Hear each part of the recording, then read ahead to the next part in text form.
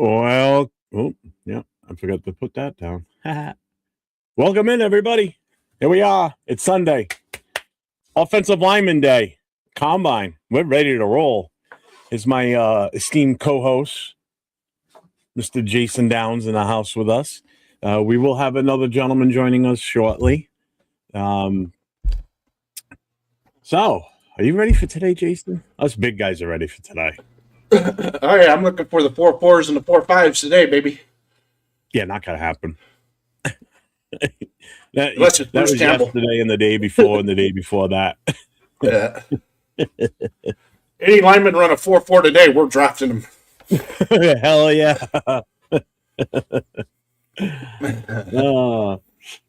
What's up, everybody? We've got wow, we already got 23 people rocking in the chat. This is awesome. So we got 98s in the house. What's up, my guy? We've got Rorschach in the house. We've got Bueno's Refrigerators tuning in today. Let's give him one of these. Let's give him this. Oh, I don't have it on this one. You don't have it in this one as well? No, I don't. I gotta add it quick now. God damn it. I can't believe I don't have it in this studio. Why do I not have it? You can't switch to other assets? Nah, it's too much of a pain in the ass. I just gotta add it anyway, so I can't believe I don't have it. Huh. Blasphemy. Should have used last night's studio. Oh, it's a no huddle special today. Get out of here. Well, you could still never mind. Just a suggestion. I'm gonna hurt you. It's gonna be one of those days already. Is that what this is gonna be? Oh, come on. We're already started. We're dealing with here is a complete lack of respect for the law. I don't respect the law. Fuck the law. Oh, come on. All right, I'll find it eventually. I'll dick around with it later. Let's get back to the chat here. So, Bueno, I owe you one. Oh, I owe you a refrigerator. Jack's in the house. What's up, Jack? What's up, Gracie? Gracie, you coming to say hi to everybody? Huh? Hi, Gracie. Gracie's in the chat. Hi, baby. You're my pretty girl. That's because I had food in here and you can smell it. Huh? Yeah, you're a good girl. Go on, go. Jack's in the house. Let's see. Who else we got? Frank Webb is checking in today. Yep. Early So morning we rising. like for the thick frames. Yes, we like thick guys. Jason does. Sorry, he does. Chewy, what's up? I don't go to church. Isn't Tassi a fast lineman? Oh, I don't know what his 40 was. Do you know what it was? Actually, did he even do a combine? No, isn't he's an international Yeah, player? as I say, I didn't think he even did one. And he started out on the defensive line. They moved him to offense last year. Yeah, they've been moving him around. Move this over here. Oh God, my nose is all runny tonight. I went downstairs and got me a water and a green tea, and I was like, ugh. All of a sudden, just drainage. Damn. Hey, just a weather Overcast day. update. We got more snow overnight last night. I got during the day today. Got about another inch of snow out there today. Fucking snow. Unbelievable. I can't wait for this to get started though. This is the day I look forward to the most right here. On the combine, I should say.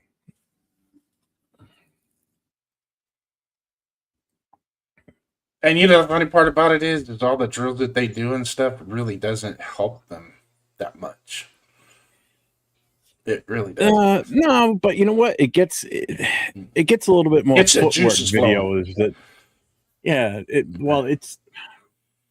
one thing I think about the combine that's a good thing is their attention to detail, like paying attention to the instructions, because those coaches only give the instructions once.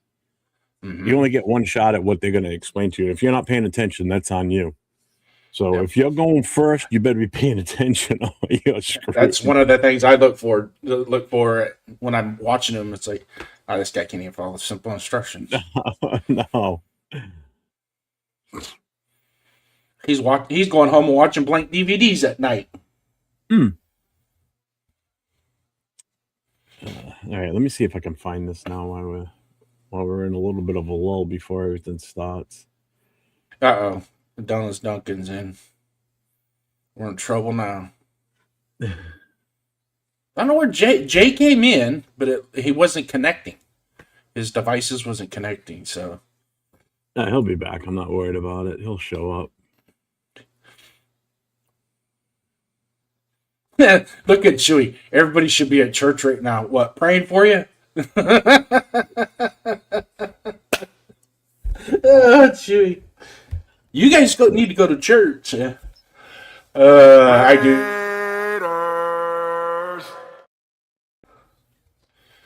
Found it.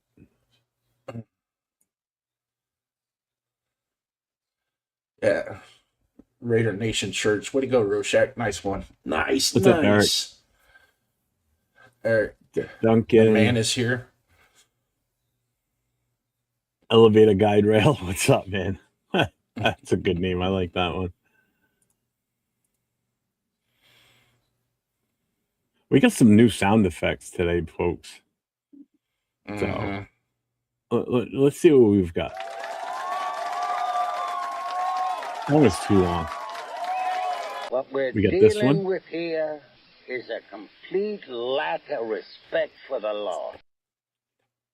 This one here is my favorite right here. What we've got here is failure to communicate.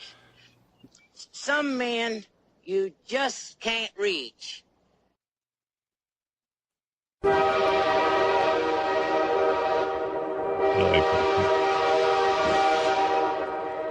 That one we have titled "The Wife Is Coming." I am the great Cornholio. I'm a gringo. I have no bunghole. Bungholio. Oh, God bless me. It's bad. Pew pew. No problem, Rochelle. That was fun last night, man. That was a good show. Yeah. That was really good, actually. The phone calls were freaking awesome, too. There's some good calls last night. Yeah. Yeah.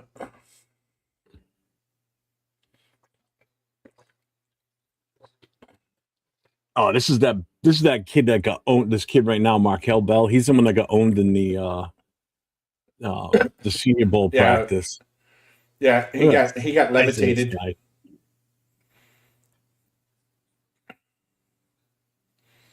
Probably one of the biggest human beings you'll ever see.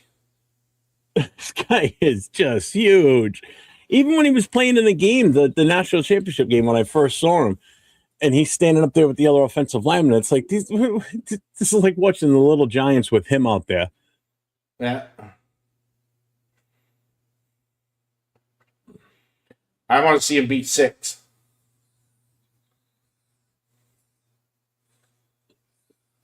Five. Not bad. Not bad.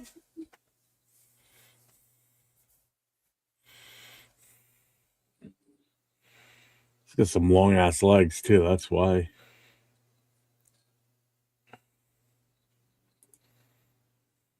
Some men you can't reach. Yeah, like Bueno in his fridge. His was March. Yeah, today's March 1st.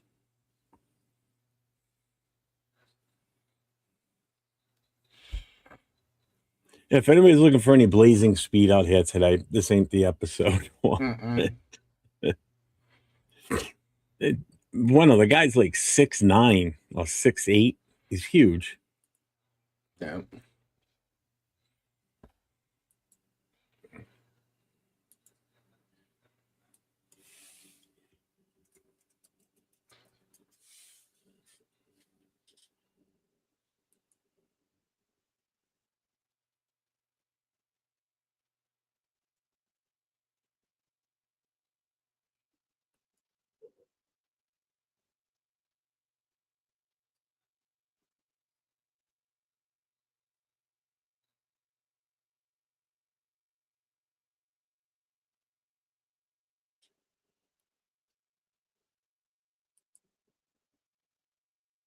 He is moving. 503. This That's is one of the guys moving. I was looking for too, Jude Bowery.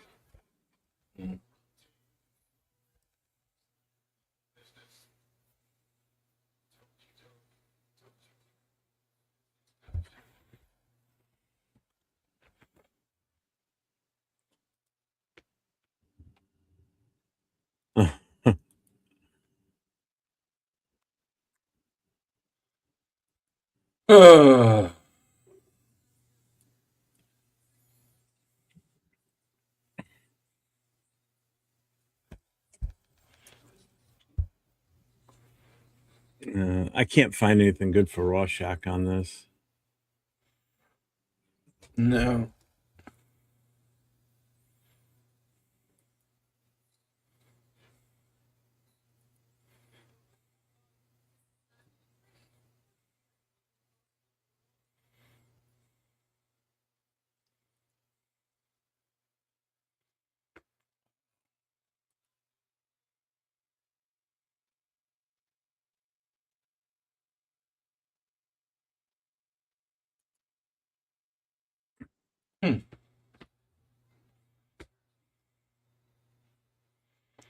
Very interesting. Let's see. All right, I'm installing that app right now. All right, who else? Chris 480s is here. What's up? Eric is here twice. He was on Facebook and on here. Mm-hmm.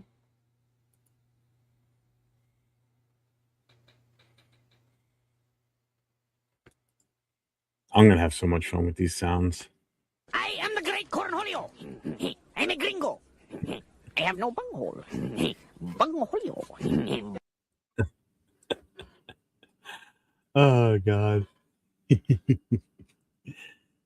This one's still my favorite though.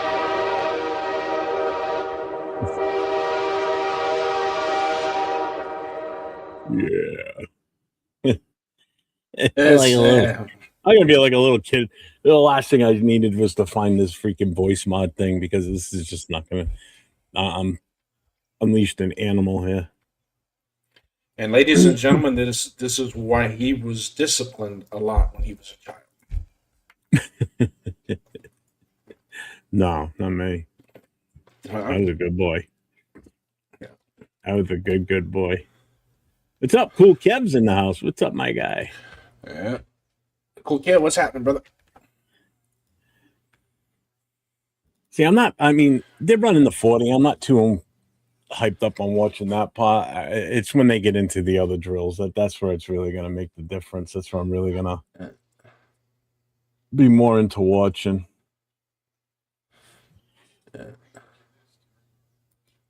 So in 11 days, free agency starts. I can't wait. I can't wait. I really can't. Mm-hmm. Dude, look at the hair on this dude.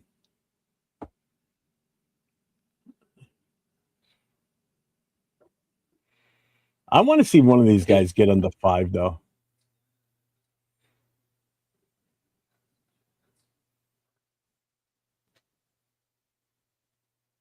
There you go. 496.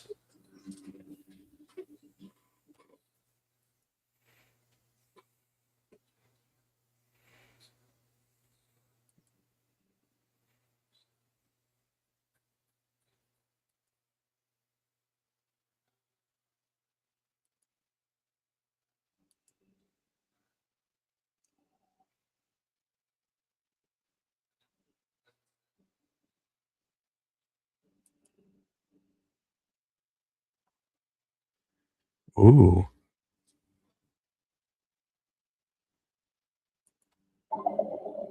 Ooh.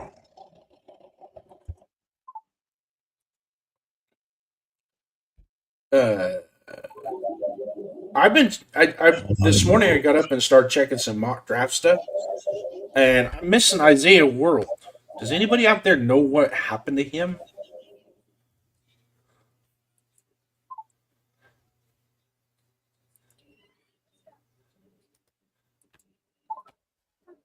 Banana.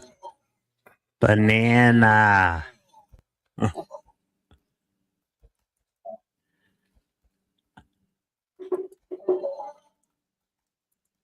Can you hear me? Hello? It doesn't change your voice. It's not changing your voice like that. What do you mean? Okay. I hear my voice. All right. I figured it out. He got hurt. He injured his ACL, or his ACL in the. Who are you talking game. about? Isaiah World.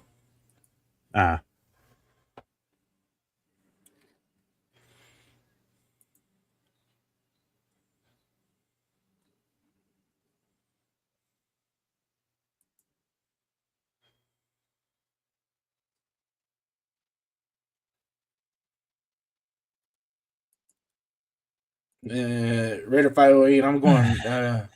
I think it's going to be defensive tackle, 3 technique, or a true middle linebacker.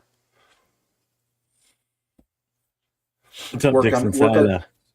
Start in the middle and work our way out.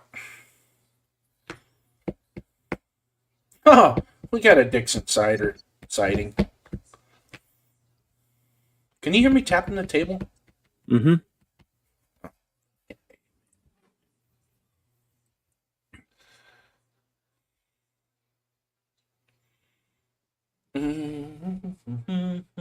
I'm gonna have to buy one of those booms. I'm sorry. One of what? One of those booms. That way, because my microphone tripod is attached to the desk, like this? and it just I said that just to piss off Jeff. What did he say? Second round target linebacker or safety? It's gonna be defense no matter what. Maybe.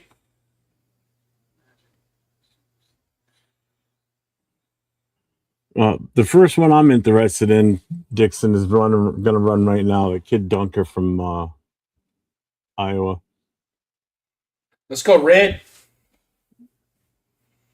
Watch his hair go Ball. flowing as he's Fireball. running. Fireball. Fireball. Oh, thing of beauty. I'll take it. 519. I'll take it. The big corn-fed boy right there. Look at the head of hair on this guy. God damn, I'm jealous. They're talking about his hair on here. Mm-hmm. They're doing more of a critique on his hair than he did. Holy schmoly! Are you kidding me? Oh, Spencer Oh Fano. my! That's another name I've been looking for too. 491.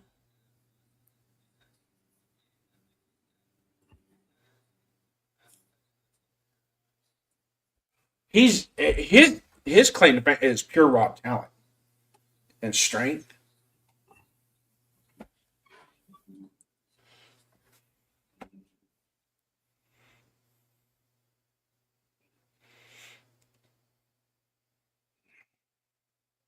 What's up, Gunsmoke?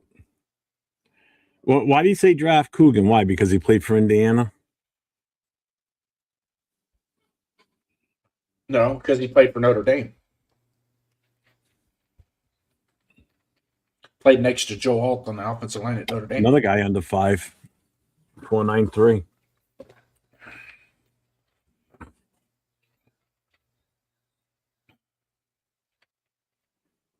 So Fano's the best time right now at 491. I still think Maigoa is going to be a better NFL player. I just have it for some reason he just plays at a different level. Mogawai or whatever his name, Magui. He didn't run yet, right? Maigoa. Maigo. Another under 5, 495. Maigoa. This Monroe Freeling is one that we're kind of eyeballing in the second round, top of the second round. See, if that was me running the 40, I'd still be running. You'd be about the 15-yard line right about now. Yeah, I'd still be at my 10 split. Fall down. You'd like fall an down at 8-second 10-yard split. Fall down at the 35-yard line. Calzone! Give me a calzone. I need a calzone. There's a big boy right here.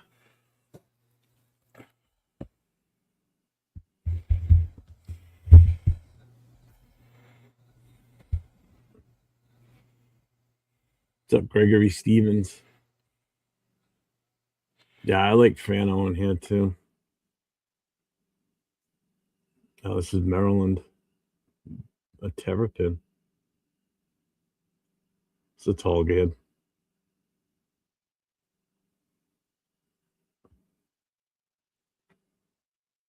Did you see the stats from yesterday? The total time as a unit. The quarterbacks were the only one that didn't break the fastest. This is the guy right here.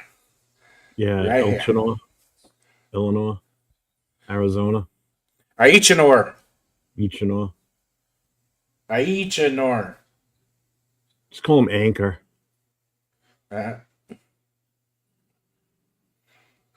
Good stride.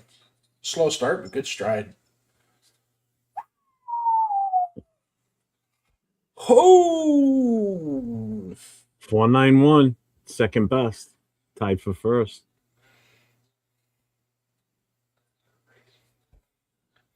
The only thing with him is he started playing football late, like real late, and needs a little bit more coaching. But you watch him at the Senior Bowl, his reps at the Senior Bowl. Oh my God, dude! I was like, you just sit there and you go, he's so sound, and he wasn't like overpowering people, but his technique and his speed, he's just like nobody could get by him.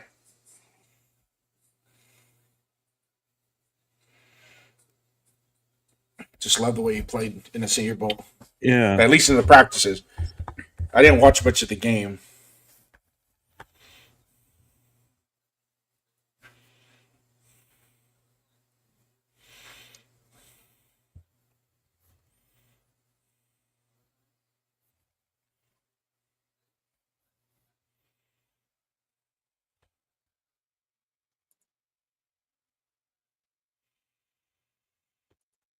Nobody's gonna know.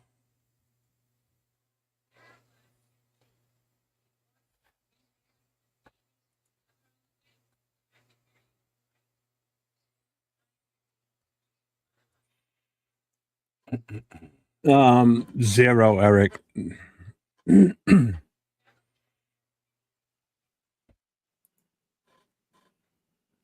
There was only 4 guys that did it, and he's not one of the 4.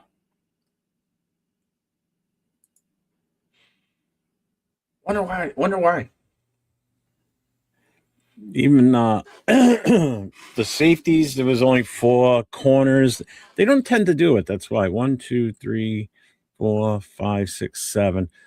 So 7, 8. So in total, 11 defensive backs did bench press. Mm-hmm.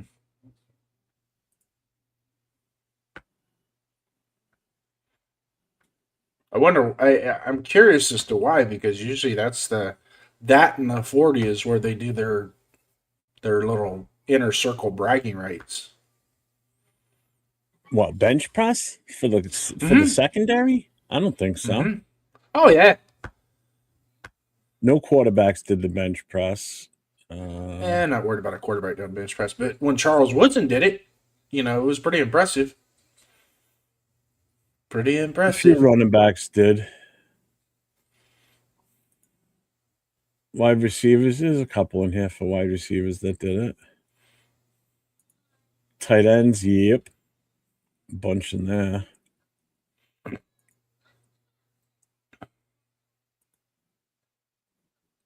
Even defensive ends, only 3 did it. Yeah. I mean, I don't really care. Gabe Jockus from Illinois, edge rusher, did 30 reps. Defensive tackle, Dave Gusta from Kentucky, defensive tackle, 37 reps. And only 1, 2, 3, 4, only 5 defensive tackles did. Linebackers, only 4 did it.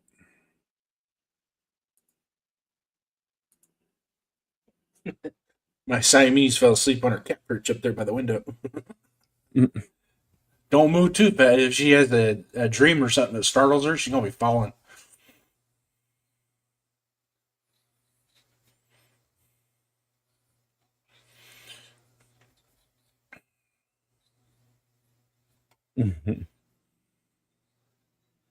Oh, much better run this time. 5.36.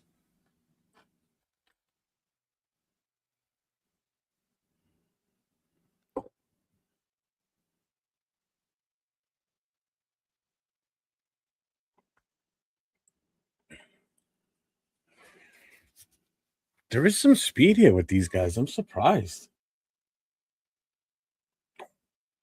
It makes me wonder if they didn't fix that turf. Because it's been an issue in years past where running on that white paint and on that turf in Indianapolis that people complained about it. Either they slipped the first 2 yards. They haven't and done didn't anything. get enough. It's still just as discolored as it has been getting throughout the week. See it? Either the first 2 or 3 yards, it's so slick they can't get traction, or midway down that they're like some of the elite guys that that are just cooking at the top end, and they spring their hamstrings.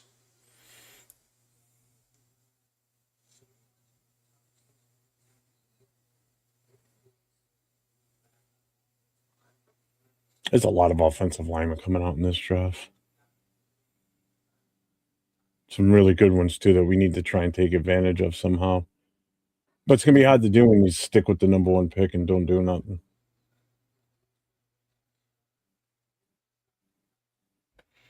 Still get good. Okay. What? Yeah. I'm going to give you a name. You can tell me what round is he projected to go in. 8th. You ready, Jay? Here's our 3rd gentleman for the day. What's up, Jay? What's up, fellas? How's it going? All right, What's Neil. going on, Jay? Good morning. Or good afternoon, wherever you're at. It's 1:30. 1:30 in the afternoon here. No, we're still morning time here. And on the West Coast, it's definitely morning. So bueno. All right, hold on. Let me get my thing up. I'm So actually kind of shocked that these somebody. Go ahead. my calculations, I'm going to use totals here. My calculation is there's 1, 2, 3, 4, 5 projected first round offensive linemen. There's 1, 2, 3, 4, 5, 6 projected second round offensive linemen, with the bottom 2 of the first sliding into the second. So there's a good chance only 3 offensive linemen go in the first round, and you're going to have 1, 2, 3, 4, 5, 6, 7, 8. 8 going in the second round. And then in the third round, you're going to have 1, 2, 3, 4, 5, 6, 7. 3 for sure in the third round, but 7 that could go either second or fourth. But they got a couple of these guys. I think they got them way too low too. So they got each owner is actually a second round pick. He's full stop going to be a second round pick. Mm-hmm. But he could slide up. He's one of those guys that could slide up to the first round, depending on the necessity of that team. Anywhere from picks 26 to 32. And be quite honest with you, New England's picking at 32. I don't think they let him slide past them. Or at 31, excuse me. They're at 31.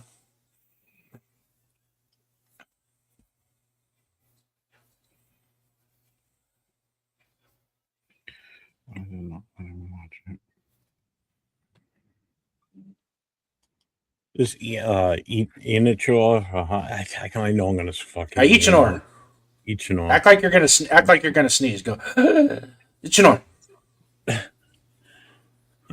Definitely don't have to worry about arm length on this kid at tackle. Nope. He's 33 and 7/8. He's got 9-inch hands, 6'6". Yeah. He's got a And he broad can jump guard- of 9'7".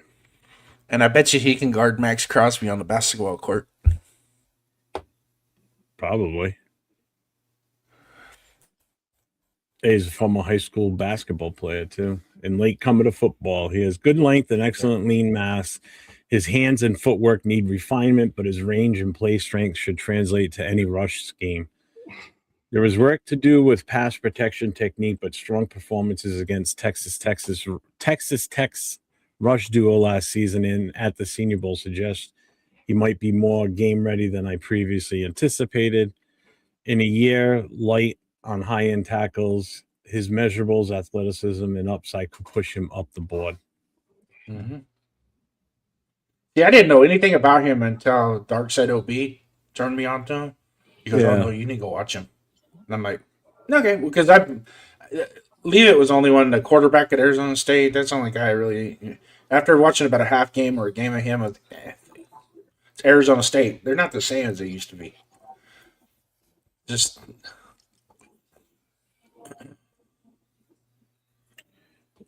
Dixon, not a center in the first round, I don't think. very rarely. It's got to be absolute to be a center in the first round. Yeah, he's got to be lights out. I mean, even Coogan, as good as he is, isn't projected to go until like the third, fourth in that range. Coogan might be UDFA to this fifth to UDFA. There is a possibility. No. I mean, not for nothing. If he's in there as an undrafted free agent, he's definitely worth a grab. Why If he not? goes undrafted free agent, we got the upper hand on getting him. Why? Because in UDFA, you can pick and choose wherever you want to go. True. But why would he want to Don't come you- here? Fernando. If we take him? Fernando. If we take him. The only way we're not taking him is if you jump out of the crowd, jump 7 feet up onto the stage with a Told you, baseball we bat. discussed that last night. That's what I'm going to Yeah, I do. know. I'm I'm going over. stage. Hey, this is a premeditated Of course, crime he you're going to commit. I would take Rodriguez if he's there. If he's there in the second round, hell yeah. What's up, Panda? What's up, Alec? Depends on who else is there at 36, though.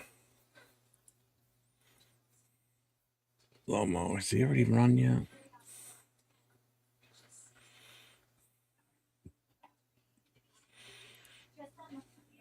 Alec, I don't know. Do you know enough about the kid Lomu that he's talking about?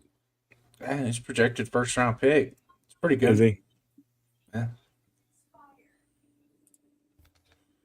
I mean, yeah, think about it. There's like you talk Miami, Utah, Penn State, Georgia,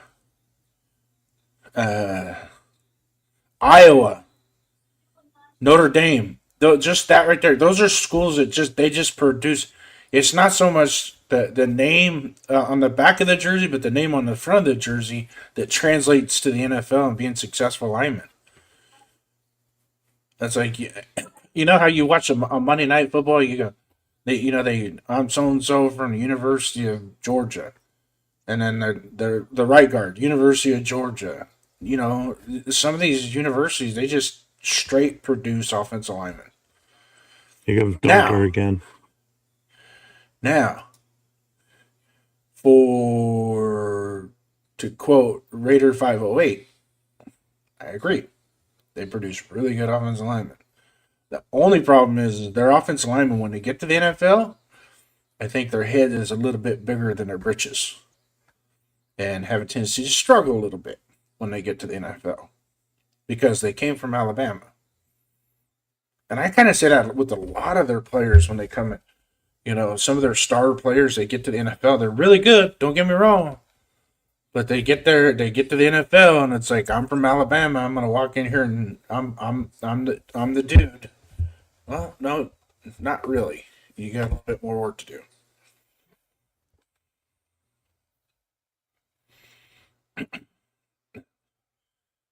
It's Fano. We got Fano again.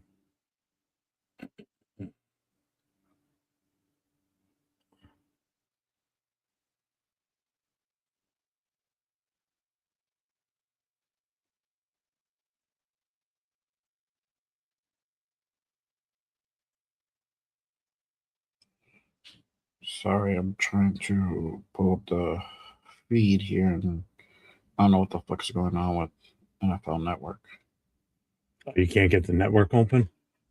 I could. It's asking me to subscribe, and I'm already subscribed, so I don't know why it's telling me that. Oh, you're going off the app? The website. So let me try to pull it a different way. Yeah, this is like weird. Oh, you're running a 4.93 for a big dude. He's tall, this kid, too. Freeling.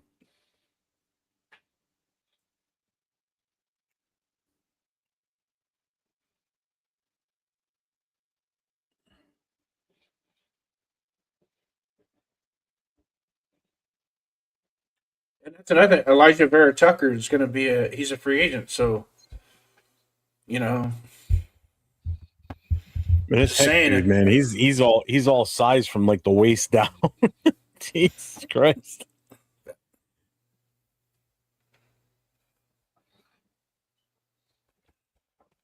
Here's the kid from Maryland again.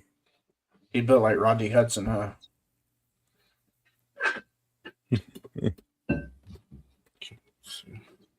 You know, he was odd with a shape like that they were just so strong. That Nate Newton, remember Nate Newton with the Cowboys? Oh my God, yeah. You could barely see his numbers on his jersey, but you just saw that his rear end was about the size of this. You know, it took up the whole line. You know, but he was so strong in the trunk, nobody could move him.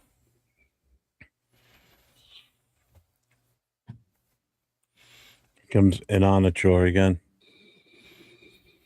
H&R. Oh yeah, there's something wrong with it. Yeah, Max Anchor.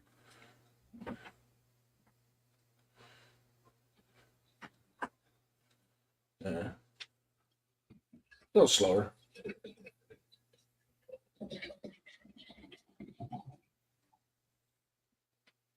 See him, you want to watch his footwork in the drills.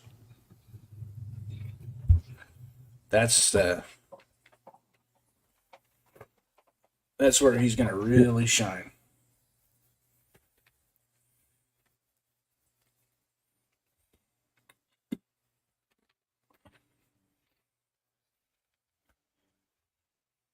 Damn. Did you get it yet, Jay? No.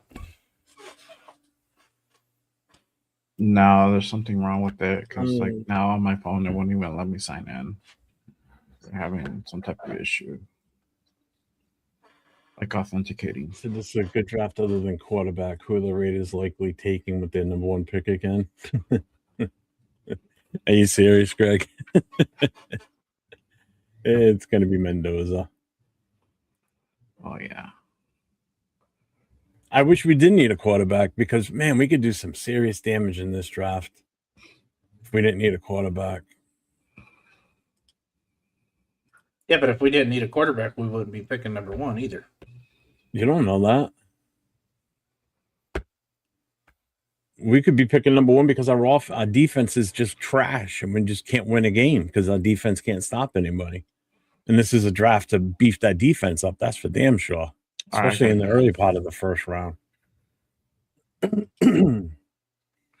Cool. That right. Or they fixed it. You got it?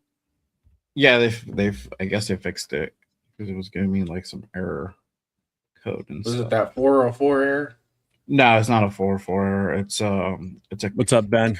It was a code that would pop up. It's like script. So I know that was something with them logging, like the login part of it.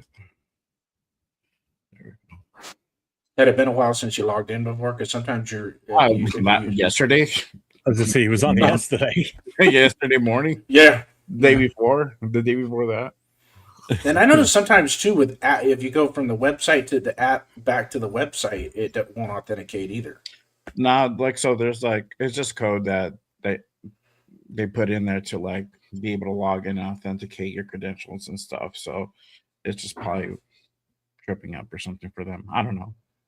Yeah. This is me talking tech support speak. Is that what you do? Tech support? That's my day job, yeah. No. Where do you work at? Alex Computers. I work for like a CRM company. Okay. Yeah, so I do like all the back end stuff.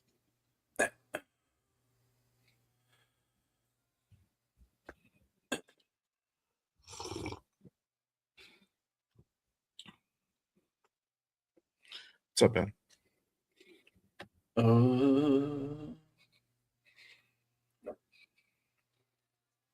Yeah, my cousin, she's a big shot with Microsoft. She's getting ready. She was talking to her at her dad's funeral the day before yesterday, and saying, "You know what? I think I'm only going to work 3 more years. I'm done with this crap." I guess Microsoft right now is so politically charged, and it's just not a fun environment to work there. And she's been there forever. Oh yeah, you could go work anywhere, bro. Yeah. Well, she graduated. When she graduated from UCLA, they hired her right off the stage. Like literally backstage. She was on a plane 6 hours later going up to Bellevue, Washington, and hasn't been home since. And that was in 1994. So,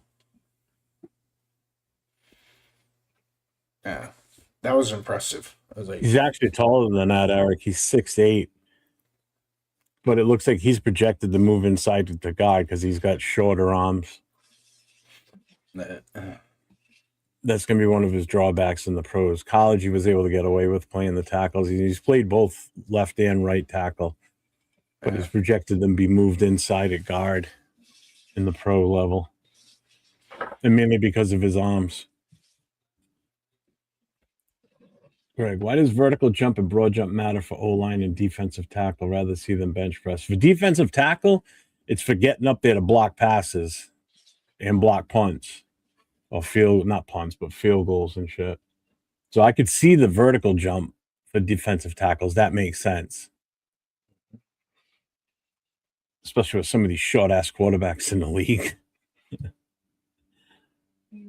Offensive line, yeah, I don't get why the offensive line would have to do either the broad jump or the Vertical.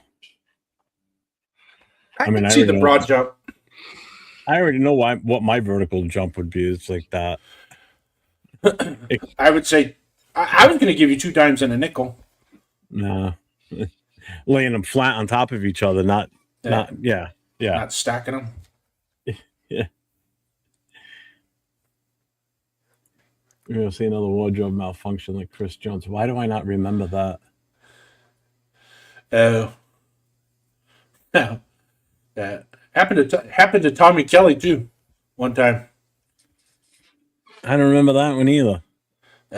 Tommy Kelly, he was about a half moon.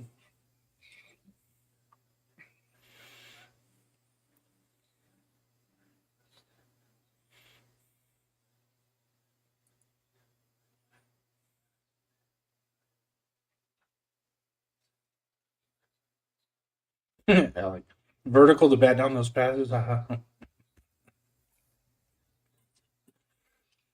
Actually, you have them do the vertical because the vertical has a lot to do with athleticism.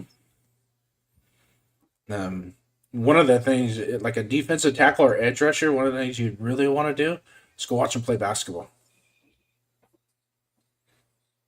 Watch them play basketball. See how they do. See how nimble they are with their feet. How they can change directions real quick. Get low. Their bend. That's a good way to judge your edge rushers.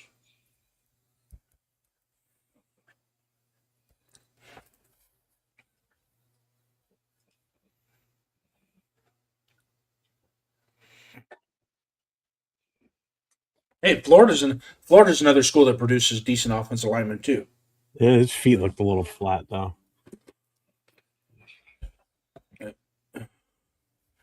Let's see here. I like the way this guy's moving now. This guy's moving pretty damn good right there. Those legs never stopped. Oh, just leave it. This guy's so awkward. He's just so damn tall.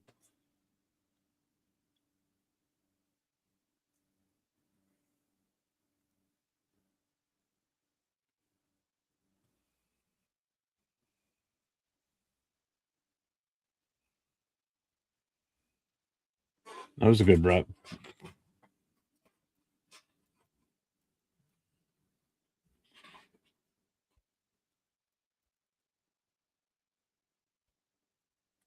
This guy looks stiff. Yo, Anthony, welcome, brother. Raider Ben's in the house. Raider Ben. What's up, Ao? Uh,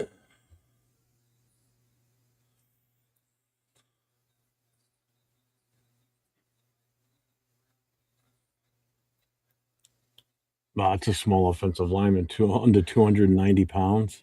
Jesus.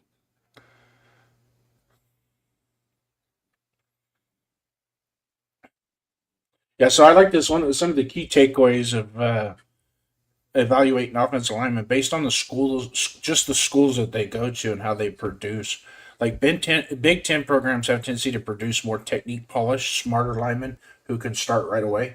Whereas the SEC schools have more of a dominant, more physical NFL ready talent. Which it makes sense because the level of competition in front of SEC, but see it's starting to change now with this NIL.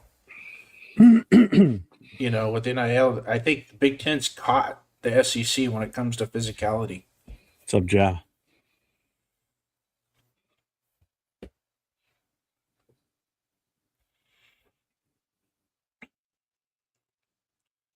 Yeah.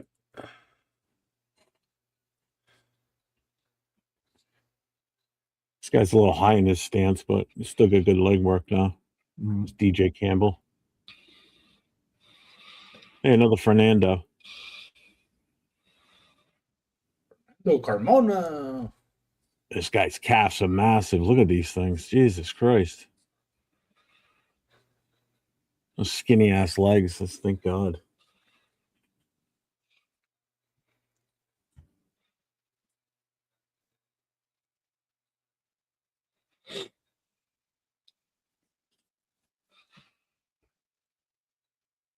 Is Coogan. I think I'm like behind you on the feed.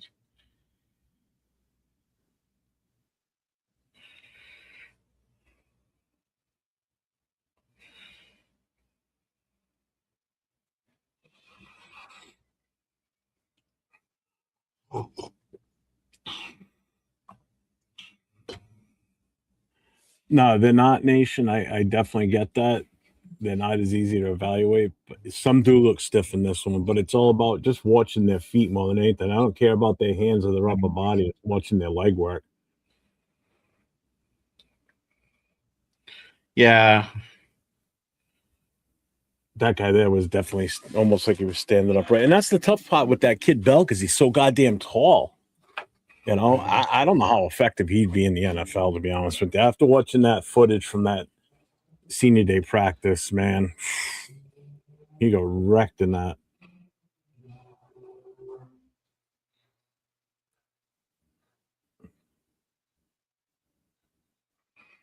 He struggled a little bit in the championship game, too.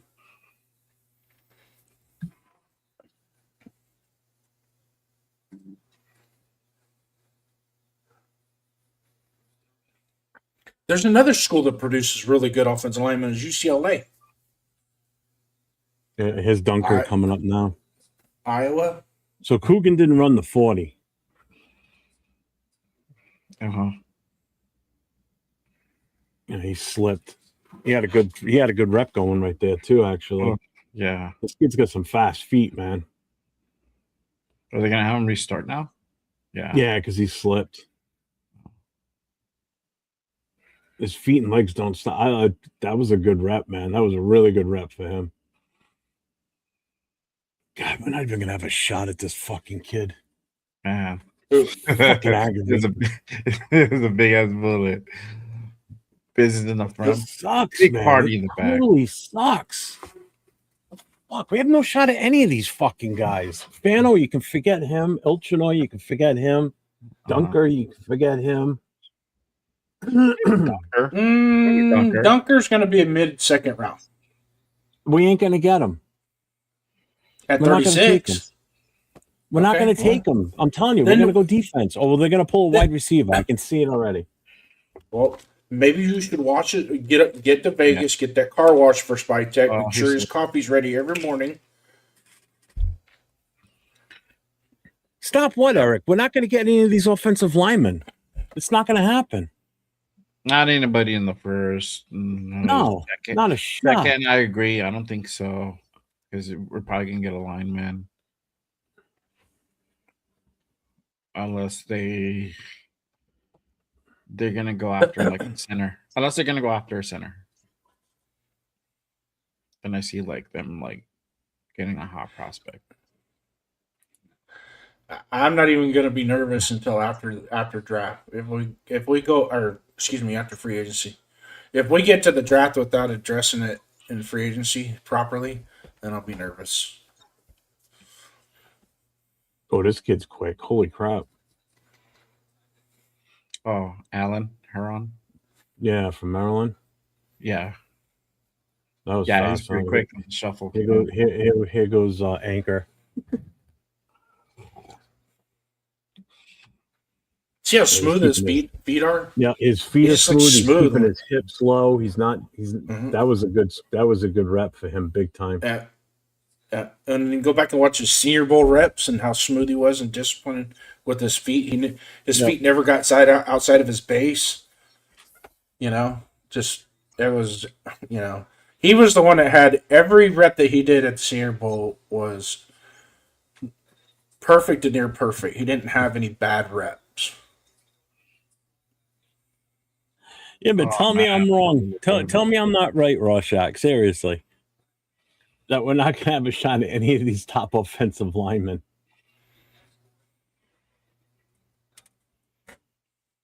Yeah, you gotta trade off. Because We're going to have to if we have any shot. Yeah, We're going to have to if gain you another want a second round lineman- pick. yeah, if you want a lineman, then you gotta get a top linebacker and the third, or who knows. Again, this is the what you trade off situation we're in. We need so much. Yeah. And I know everybody's like, well, we got 10 draft picks. Yeah, but now we're taking chances on getting O linemen later in the draft when there's some top Unless talent we that's going trade to back. be here for a while. Yeah. Unless we trade back into the second. And that's What's up, IE? Ready to Mike? So right now, Jennings Dunker is projected top 100 third round pick. right now. Right We'll see now. we'll see at the end of this.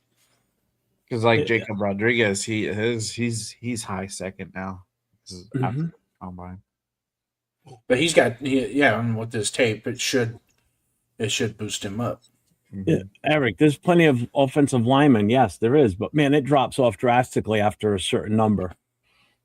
Yeah. It does. It really does. You got Oh, it Logan does. Jones. You got Logan Jones in the third to fifth round. You got Billy Schroth in third to fourth round. Matt Goblin fourth to sixth round. They got him projected. I mean, Logan What's up, Jones, All American, consensus All American, third to fifth round. Jake Slaughter, center at Florida, third to fourth round. Mm-hmm. There's still going to be. It's all about how if we address the two positions that I think we should address in free agency, it's going to give us more flexibility in the draft to maybe look at more star players. But I really truly think that since we're going to be switching to that 3-4 base, that they're going to target D tackle and linebacker at the top of the rounds, at the second and third round. And we're going to have to get a linebacker in free agency too that's suitable for the 3-4.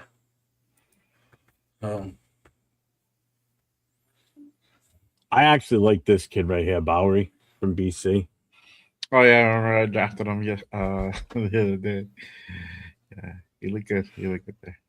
That's another school that produces really good offensive line. BC, oh god, yeah. They traditionally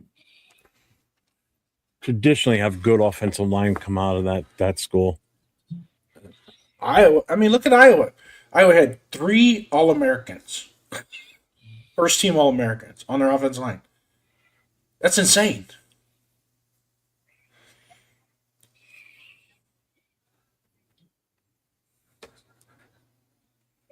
Now watch this guy. I watched this guy play. He's pretty good. DJ Campbell's really good. From Texas, yeah. Yep. He's a big boy too. Mm-hmm.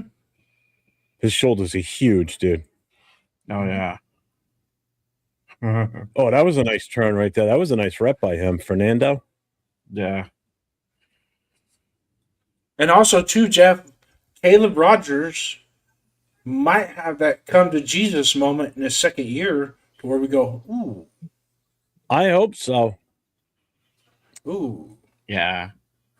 So he's in the same boat. He's in the same boat as if we draft somebody in the second round. And he's already on our team. He's a third round pick, right? He was a third rounder last year. Yeah. And that's the difference, bro. That's why these guys like Caleb and Charles, they show like a lot of potential, bro, because of where we draft them at.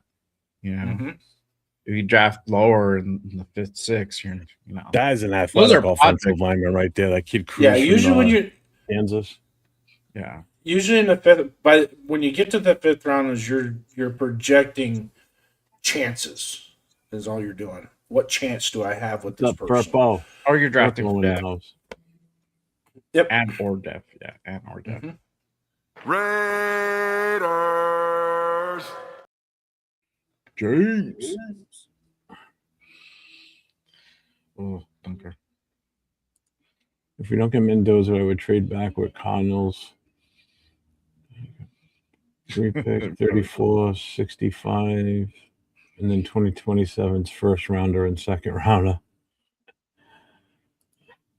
I would love an extra second round pick. If we can get an extra second round pick and still do what we need to do with the first round, then it is what it is.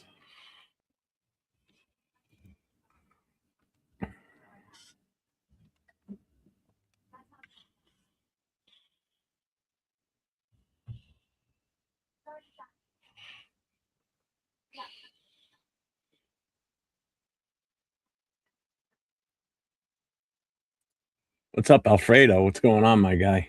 How are you doing? Dude, Alfredo. Yep. Dennis, what's up, Dennis? And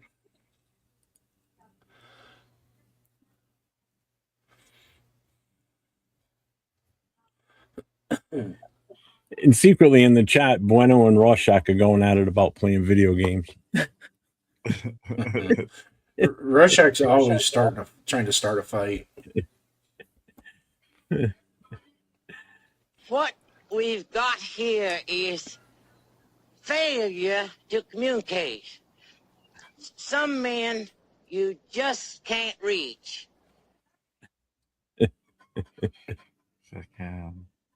We're not seeing some of the other online who can go higher than some of these.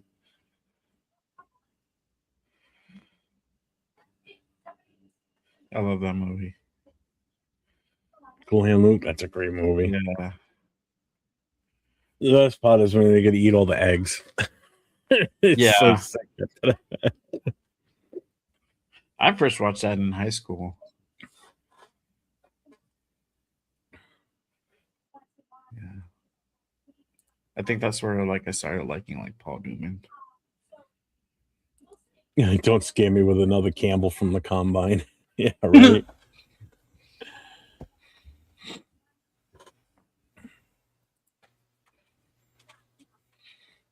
Who drafted Bruce Campbell, anyways? What year was that? Fuck.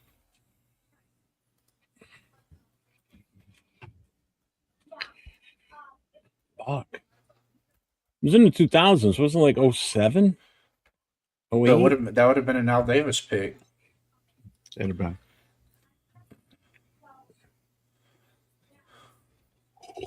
Oh, I know Al was still here during that. That was definitely a Davis pick. I can't imagine that was a. I mean, the only other one it would have been, it was that long ago, would have been McKenzie. So it was either him or McKenzie. The 2010 NFL draft. 106 pick overall. Later, Ben. Thanks for popping in, brother. I appreciate you, man. It is Will. What's up, Will? He only played 14 games for us. And we traded him for running back Mike Goodson. What year was it? Well, he was drafted in 2010. And then he played 14 games for us. And then we traded him to the Panthers. It was 2010. Was Al Davis still in charge of everything? Yeah, because he died in 2011. I know that, but was he still fully making all the decisions at that time, though? Well, I think yes, Al Davis was the he was still the GM. There was no GM. There was no, because McKenzie was after him. But we also had Tom Cable on the staff at the time too in 2010, because I think that was the year Tom Cable was the head coach. So if it wasn't Al Davis that made the pick, it was probably Tom Cable that made the pick. Sure that wasn't Hugh Jackson? No, Hugh Jackson was in 2011. I thought he was there a full season with Al Davis because Davis passed in 2011. That was Hugh's rookie season as the head coach. Mm-hmm. Why did I think he was here a year before that? Mm-mm. Well, he was with the Raiders. He was their offensive coordinator, I believe. Hugh Jackson was.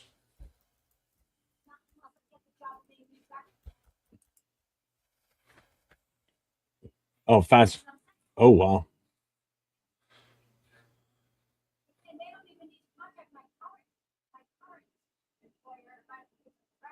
Wait, I might be back. Why? No.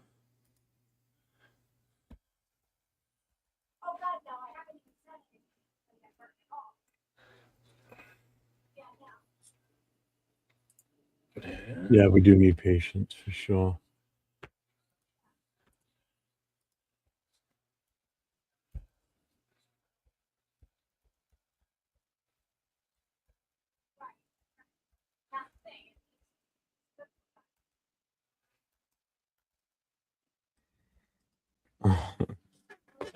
Mitch Eisen's upset they're not using the football on the stick.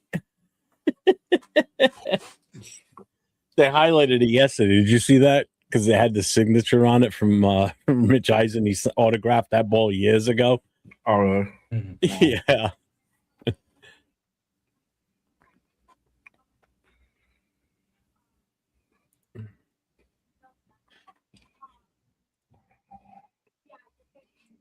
Keeps his feet moving, never stops.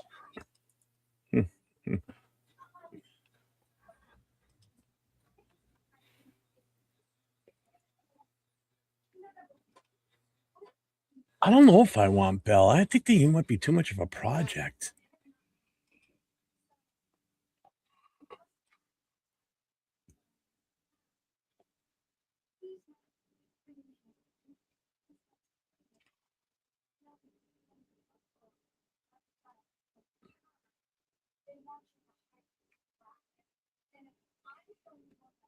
His legs are huge on this kid.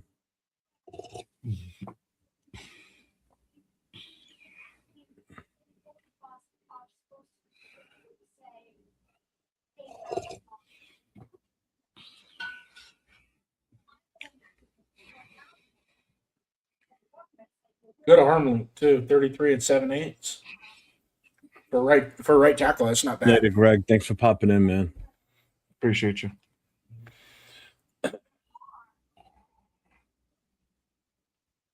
No, McKenzie was not the GM when we drafted Bruce Campbell.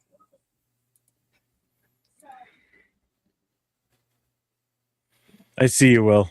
Give me a sec.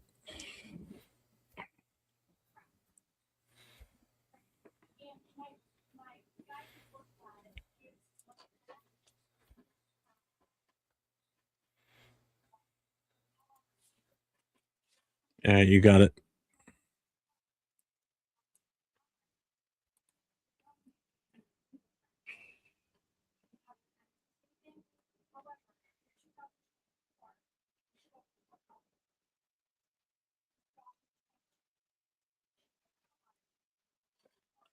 So usually when Al Davis, towards the end of Al Davis's life, he was still the GM, but usually after the third round, he didn't really participate. Why that do I much not in the remember draft. this drill from last year? Sorry.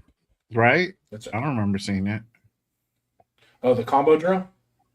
Yeah, this one. I don't remember this last year.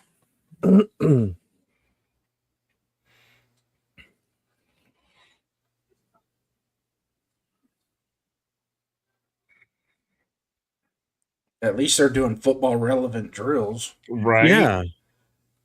I like this one. I don't remember it. They do this every year. I'm in on it. I like this one. Dude, playing guard and pulling was the funnest in the world, man. Oh my god. Especially if that D tackle stepped across the line and didn't know you were coming and you could ear hole him. Eek. Mhm.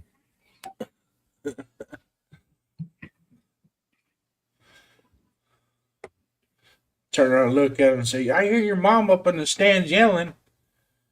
She's crying for you, baby. She's crying for you.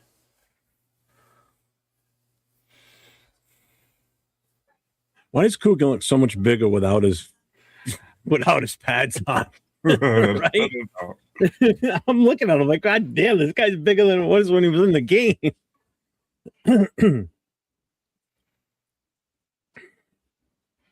Oh, that was Cronauer just now. Adrian Cronauer. What's up, Money Chuck?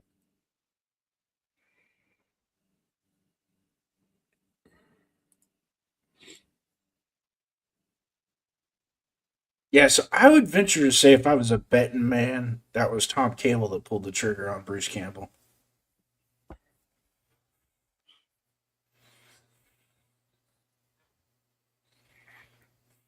Nice. God, I like this kid. God damn it, it's pissing me off that we're not going to have a shot at him.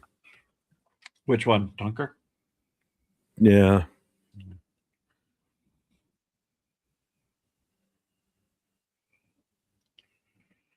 This offensive line crew, I think these prospects blew away last year's prospects, if you ask me.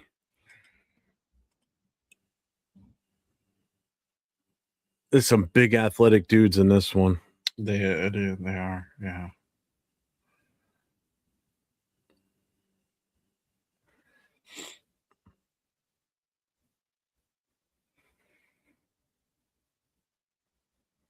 You know, it is too, and the downside is there's a lot of teams that need offensive linemen, man. So these guys are going to go, and they're going to go fast.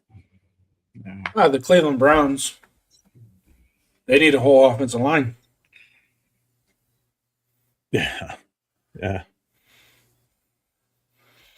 I guess they were trying to make a trade with the Birmingham Stallions the other day for a lineman. They're desperate. Really? Or are you just saying being funny? The Birmingham Stallions. Yeah, like they're trying to bring a guy in from another team, from A another trade. organization. We're gonna Oh, I didn't we're hear gonna you say trade you. trade. We're gonna trade you I got my Shador for an earbud in. offensive I'm lineman. listening to the combine. Sorry, so go one Oh, ear sorry, listening to you guys and one to the TV. Or is it one ear out the other? I'm listening to both. I haven't put Thanks, Jay. Thanks. At least somebody's. You know, I don't pay attention to you. I don't care if you do or don't.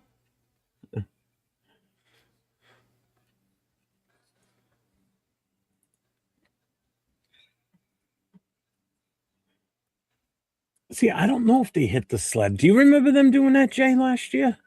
the what? The sled? Because it's funny because the tight ends did the other day. Oh no, I don't remember that.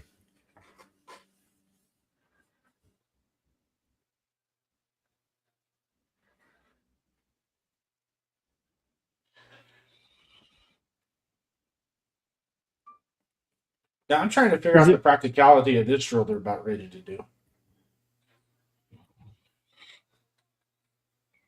Oh, okay. Never mind. I see now. Oh, it's pass protection drill. Oh, the kick slide. Okay.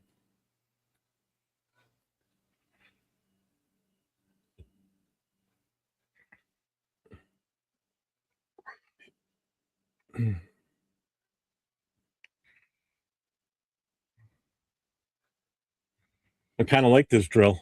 Yeah. Yeah. I think probably the GMs and the scouts probably complain. They're like, we don't see enough like lineman related drills to like properly assess these guys. You know.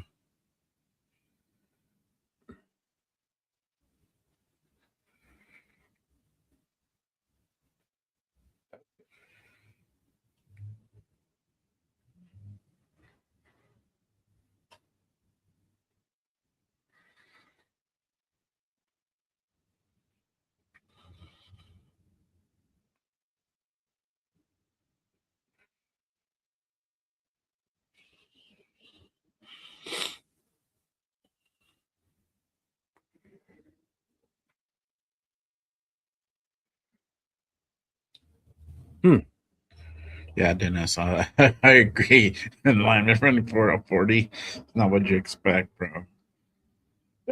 Except for our guy.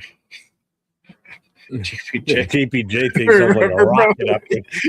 That dude was like, bah! Oh shit. Once that ball's past the line of scrimmage, he's gone. He's gone. But I like the hustle. I appreciate that, you know? Yeah. Brilliant. Worse it is, he's always one of the first guys to be there to pick the ball carrier up. Yeah. And you just don't expect that from an offensive lineman.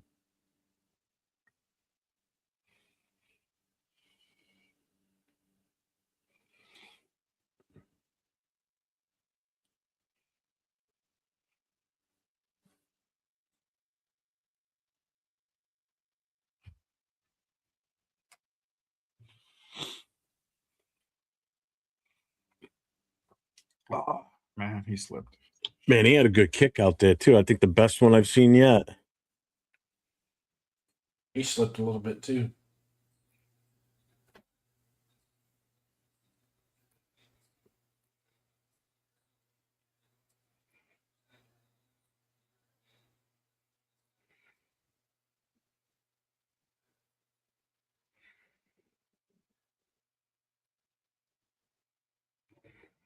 Dunker's up next.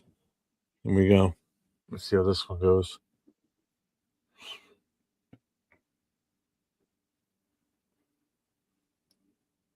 I don't know if it's his actual body movement or if it's his hair that makes him look like he's moving as violently as he is in that shot. Yeah, Right? Because his hair bounces so much. You always have a combine with dude with wild ass hair and shit. This last year, Zabel, I think, was the one. I forgot who else. Yeah. Tate Ratledge. Tate Ratledge, I think, too. Yeah. Yeah, he had that big old mullet thing going on. Yeah.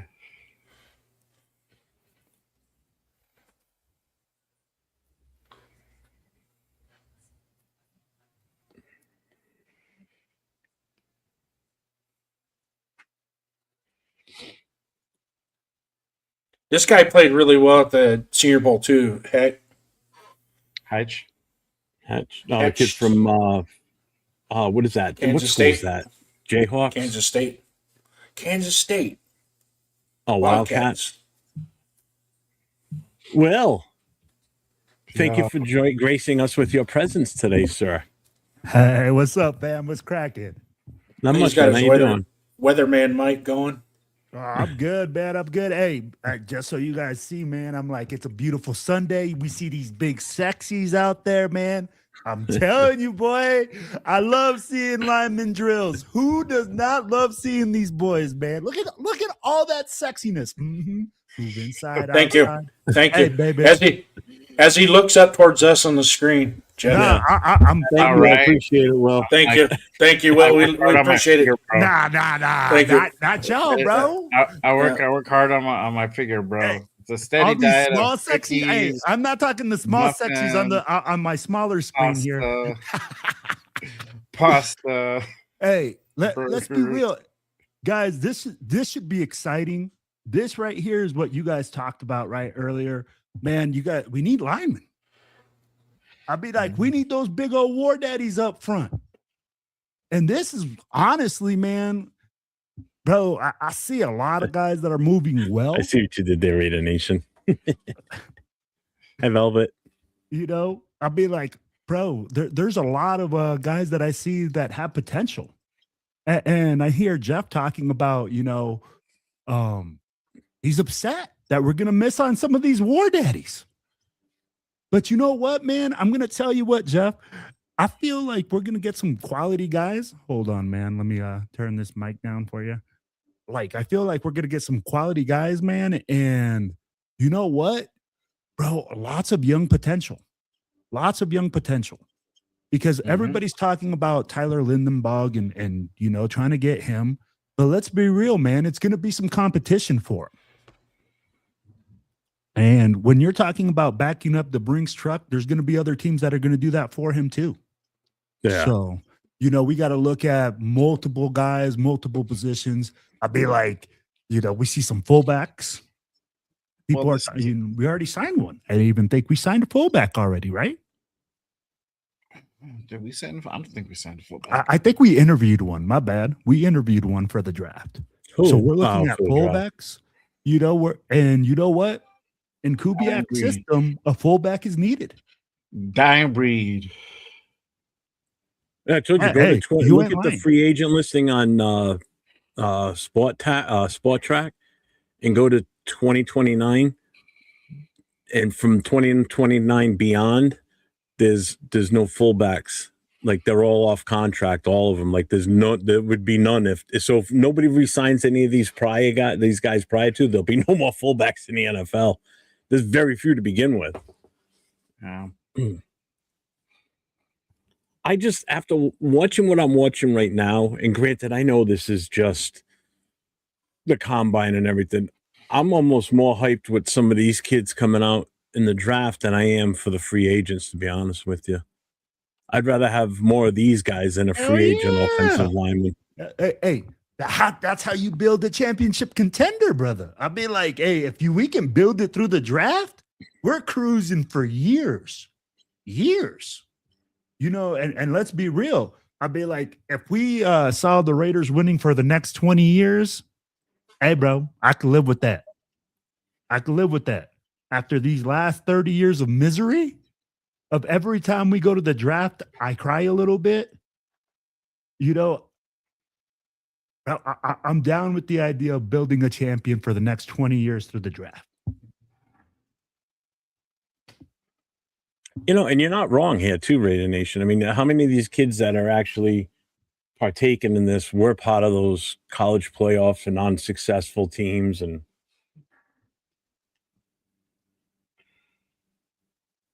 Exactly. Jesus, Jason Kelsey. Look at how small he is compared to some of these guys that are doing this now. Look at the legwork on him, then. But hey, Jeff, am I correct that center is the one position that you can be undersized? It's all about your footwork, your technique, and Yeah, your no, brain. definitely. And that's usually the smallest guy on your line, too. Yeah. What up, Jay, man? You look a little quiet today, man. Like you need some a little café con pancito, you know what I mean? Like already had it, bro. I got The you. kids I got you. Yeah. You're in whisper mode. Can't wake them up. I tried to. Yeah, no, bro. You don't want this kid to be up right now. Peace and quiet at the Jason's over there looking at a whole lot of ass right now, man. He's like, ooh, bro. Hey, so I'm gonna tell you something like this. As a coach, it's funny when you go around and you talk to an offensive lineman coach, bro. An offensive lineman coach is talking about like how good they look in the ass, and like how thick they are and stuff like that. And like, oh, did you see that? Did you see how that guy moved there, coach? And you're like, bro, he took like a 6-inch step. But they're evaluating so many things. And I mean, like lineman is such a hard position to evaluate in my opinion, right? Because it takes a big guy that can move, that has power, but it takes a certain combination and intelligence, bro. Like if you got good technique, but you got bad power and bad footwork, or, technique would involve footwork, but if you got bad power, you're going to end up on your ass. If you don't got enough umph to you. It's crazy. Yep, you never want to go to a gunfight unarmed. John, that guy you're talking about, Sam Hetch, that dude's like heavy in the ass, man. He's got this weird shaped ass. He's all powerful from the waist down. It's just goofy looking. Bono asked how many linemen are early first rounders? There might be two in the top 15. Maybe two. I think there could be more. The only reason being is there's so many stud defensive players that are gonna eat up that first 15 picks. I love this drill right here. Jesus, bro, look at the footwork, the mirror bro. One. Yeah. Woo! And they get tired, bro. When the lineman starts getting tired, his technique starts failing. So like that's when you can see things like that. Oh, look at the footwork, baby. Sorry, bro. I know it's kind of weird. I get excited for fucking linemen, right?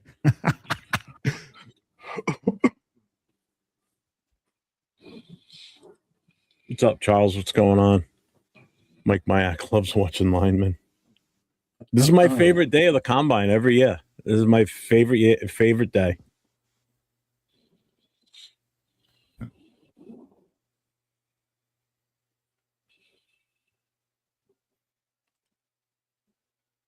He's kind of tall. Do you see how his hips are kind of high right there? I didn't like that. Could be the hair that makes him look tall. So. He's top heavy. Can't be.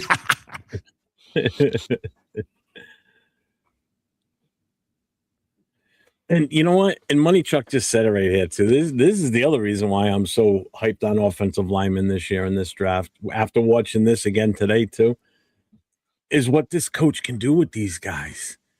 Take some of this raw talent these guys have and really turn them into freaking machines. There's a few guys here that I see. My God, if we could get one or two of these guys early, what a difference we would make. I'm telling you. Mm-hmm. And if it means a guy like Glaze or Grant goes in as a backup for depth or whatever, I'm fine with that too. Because I think this crop right here is way better than what we've got now out of the two rookies from last year. Smooth like butter, baby. Oh, my bad.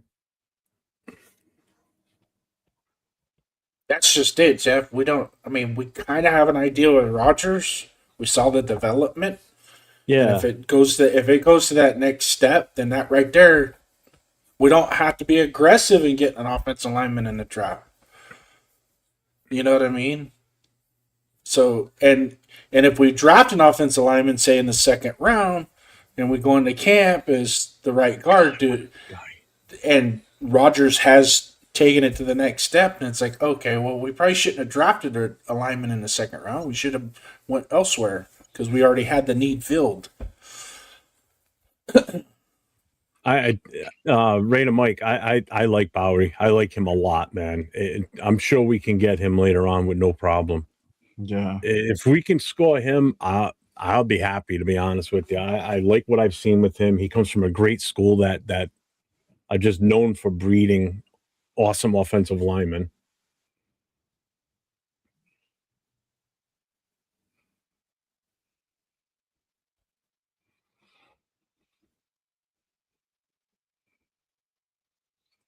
Oh,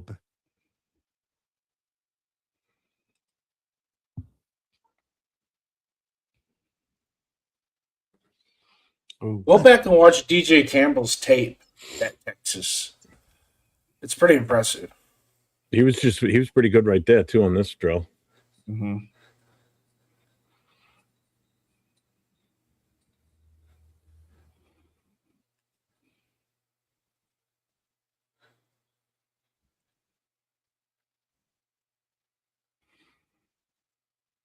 So I like this Fernando Carmona guy.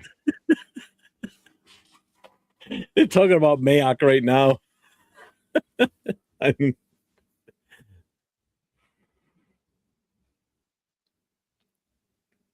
Coogan looks slow on that one, or is it just me? he's stiff. Yeah, he's a little stiff. Yeah.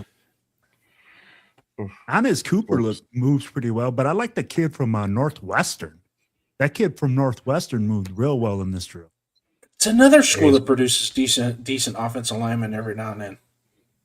Demetrius Crum. This kid is fucking gigantic. Iowa's an awesome school for offensive linemen. There's one I wish that would have worked out in the past for us, but this guy's got quick feet, man. He had it earlier too. This guy's keeping himself low too. Yeah, that Gallery kid was a perfect example of not having enough junk in the trunk. This kid's smooth. Like he got big shoulders, like a guard. Yeah, Gallery looked like a cross between Flavio and SpongeBob from behind. No, he is Dunker. Oh, this kid is hilarious, bro. Holy cow. Look at his stance, man. This is a fucking textbook right there. His stance and everything. Just the way he was, man. He's got that power in the hips that if he needs to explode off with his hands and is using his back and legs into it, it's going to knock you on your ass. Yeah. That's a textbook drill right there, the way he just did that one. God damn. This Spencer Fano kid, man, he's pretty good kid's too. Good too. Yeah. This is the guy I think we're eyeing right here. More Freeling? Mm-hmm. Hey, Jeff, let me ask you something about this drill. I see some guys with their hands down and some guys with their hands up. You as a former lineman, what do you see? Like, should they have their hands up or hands down? Or is that I guess it's just a comfort level. Okay. I think with your hands down, it gives you more explosiveness coming up to jack somebody if they come in on you. That's the difference. Your hands up, you're in a defensive mode right away. You know, you'll be able to hopefully stave them off. Yeah, but the higher. Oh, go ahead. No, go ahead. I thought you were done. Go ahead. I thought you were done. Go ahead. No. Go ahead. The hands up higher, for some people, it's easier for them to make that stun punch, the initial stun punch. So they're more it's more natural. It's the same with basketball. Some guys, they like to dribble at the hip level, and some like to dribble a little bit lower towards the knee. I gotcha. Yeah, I just see some differences. I'm like, and I don't know. I know that some coaches talk about they like their hands up so that way they can quick strike and they can grab, and pull in quicker. And it all depends on your lineman. If they have slow hands, things like that. If they, so I guess I get what you guys are saying. I just Like if didn't your know. hands are low, you can get up underneath the shoulder pads too. Because then you can really move. Because if you come up this way up underneath their pads, you kind of just lift them up a little bit this way too. Because that's like a shock to the fucking sternum is what that is. If you hit it right. Face it, you'll need me like cancer patients need chemo.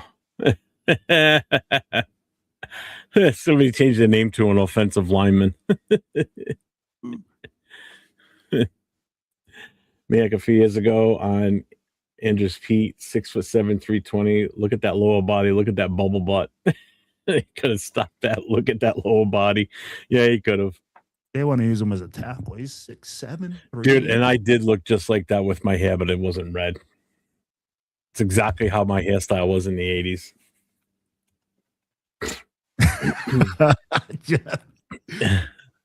Seriously, I'm not kidding. I don't admit it. Oh, man. I could not envision you with the mullet, bro. I had one. Again, that was the style. What are you going to do? No, I'm just saying I just couldn't envision it. In the back. Business in the front, party in the back. Let's go.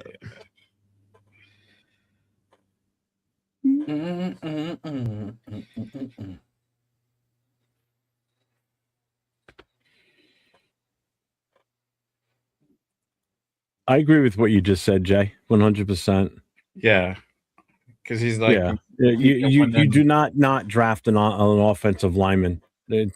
There's a couple of things in every single draft you should be drafting. That's at least one quarterback, no matter what you've got for a quarterback already on your roster, an offensive lineman. Those are two things you can always freaking use, especially if it's a left tackle that you can draft, because you can always find a gem at some point. You never know.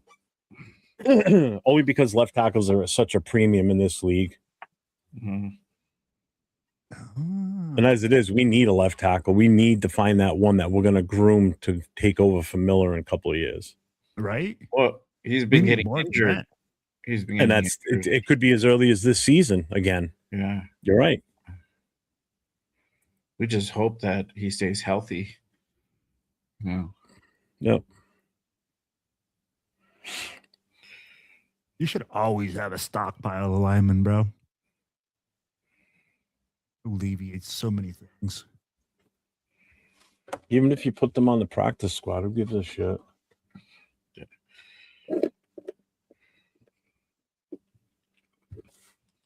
Okay, Paul. He's just not fast. This kid does. Bam. Okay, goes side.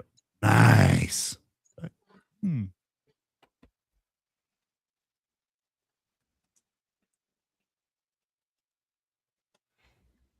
Yo, this kid, man, he was real good in the last reel too. That Bernstein. Oh.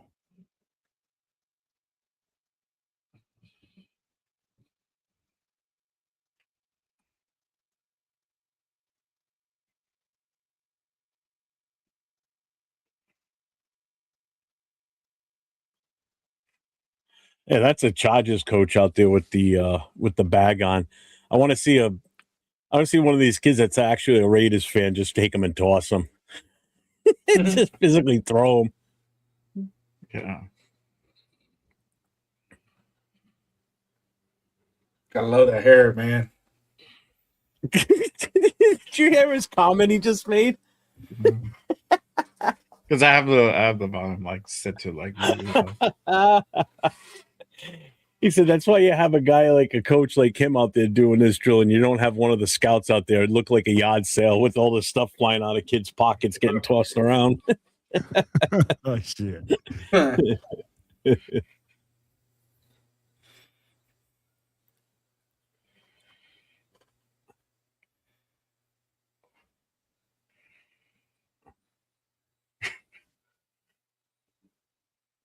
That's funny. Jay, now I know why you like this Carmona guy, bro. Oh, okay. I'm a little bit behind on the feed. Oh, I'm like, Yeah, bro, you look like your cousin. You guys look related. Wow. Are you working undercover, bro, as his booster agent? Yeah. My guy from Arkansas. I don't like him. I didn't know about him at first, and then he's just starting to grow on me. Bro, he looked kind of good. 1 sack allowed in 550 snaps. Oh, this big dude, he's so stiff, but he's fucking gigantic. Who, Fucking- Cronauer? Yeah, he's fucking huge. Yeah, he kind of stumbled on that beginning of that drill too. And that Cruz guy, he's fucking fast, man. He's a fucking hustle monster, bro. I just can't get over how fast some of these guys are for their size. It's insane. Oh yeah. Well, man, it's the fastest combine just per average at every position, I think. I'm like, dunker, man. Up. Yeah, he's God, slick he's there. such a lineman, bro. He runs like a lineman, looks like a lineman, moves like a lineman.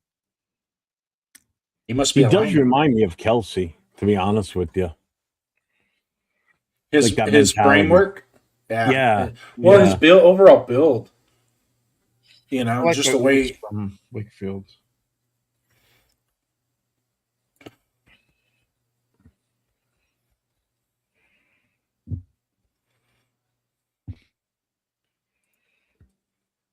You said it perfectly too. You're right. It's the durability of these guys. You know, how many of these guys have been, had dealt with injuries through their career too? And I mean, like, what transitions to game tape? They just said it. Does he have the biggest lower body edge? Oh, heck.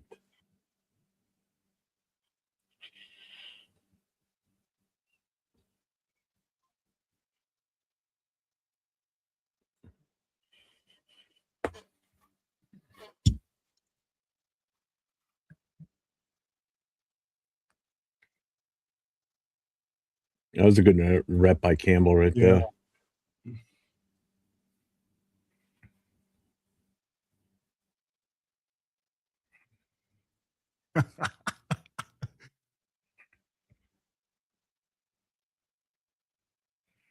I want a side by side of Jeff and Dunker. Jeff, I need a picture of Right. you in the 80s. And I need ASAP.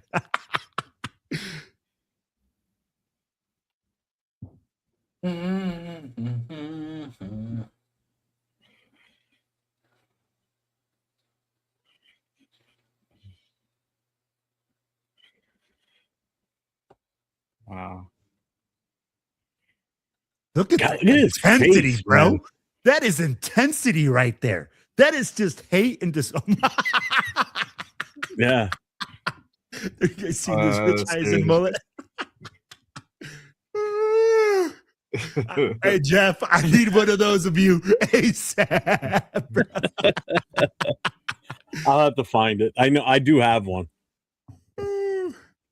Let's hit the front Yeah, party see in the Jeff with the back. mullet for sure. What's up, Francis? I can deal with the losing a shootout, but having multiple games of 100 yards or less must be fixed. Exactly.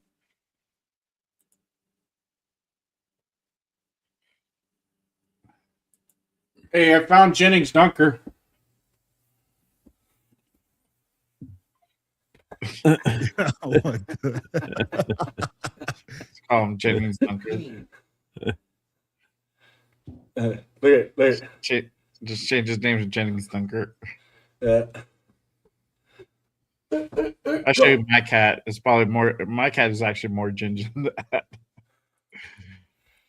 He's a big cat, man.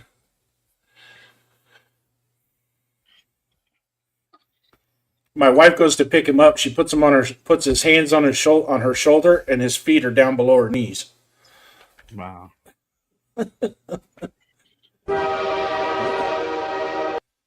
He's a That's a mountain big- lion. Oh, you haven't That's heard a these fact. yet, Will, have you?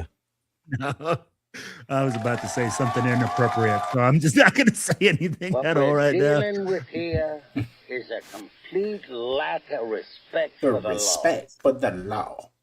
What we've got here is failure to communicate. Some men, you just can't reach.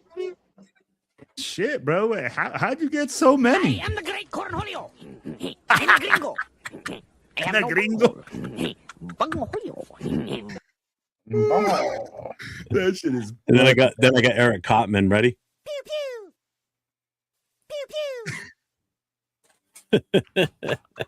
Pew pew. Oh, I'll have more as the week goes. Oh man. Are you finding the picture? What are you watching the show out there? Oh, Don is like searching through her like record Snooping. list right now, bro. Hey, tell her to yeah. find a good one. Tell her to find the best one. Oh, I need you to send it to me if you can find it. Which one are you looking for? Any one of them. I just had the one of you and me, but it's kind of blurry. Which one was that one? Down in Ohio. Down in Ohio. When did we ever go to? Oh, in Cincinnati. Never mind. Mullet wig. Hey, 1987. I need prime 1987 to 1983 Raider Jeff, Don. That's what we need. Yeah. Prime Mullet time. and everything. Yeah, you could post it on Facebook. We're good. Huh. Oh, There's one. Which one is it? Just send us a copy. Email it to us. There's one. That's on your Facebook, by the way. Oh, it's Oh yeah, that was. That one works. Yeah, it's not a perfect one, but you can kind of get the idea. You said that was on your Facebook? oh, That's man, on his Facebook, guys. Why don't you just pull up your Pull up your Facebook and show us? She found it right away. I was already looking for it. So that's that one. God, where would one of those be? Have you guys ever seen it without his beard and mustache? No, don't show that. Yeah, show that. Definitely. Wait, What are you doing? no, You're not even other showing. camera, What are you other showing it camera, at? The camera's other over camera. there, Gooba. Oh. It looks like a bug shot. It does, doesn't it? Fester Adams. Oh my god, I don't like him with his mustache. Like, She hates it when I shave my oh my mustache God, I off. think it's disgusting. Is that your mug shot? He looks like he's supposed to be on American History X. Is that You should have a seen SOA when, mug shot? You should have seen when him and Nate were here the first night that Nate was here. Him and Calista and I were sending pictures to them, and Calista and I were laughing in the other room Oh. as I'm sending all these pictures. Actually, Nate's got them all on his phone because we were sending them to Nate. Of course, Nate's got the evidence. Oh, What? Stop. Saving it for a rainy day. What are you doing? Nobody can see anything. Yeah, I can see it. No, get out of here. I got the full. Will you move? God damn it. that's Ted Hendricks. That's him with Ted Hendricks. Proposed by the wife. Hey, so can you see that picture right there? Because your background is kind of like messing Hold it on, up. hold on. Let me turn the background off. What are you doing, Jay? Oh, I found that picture that I took of Aaron Judge when he was in high school.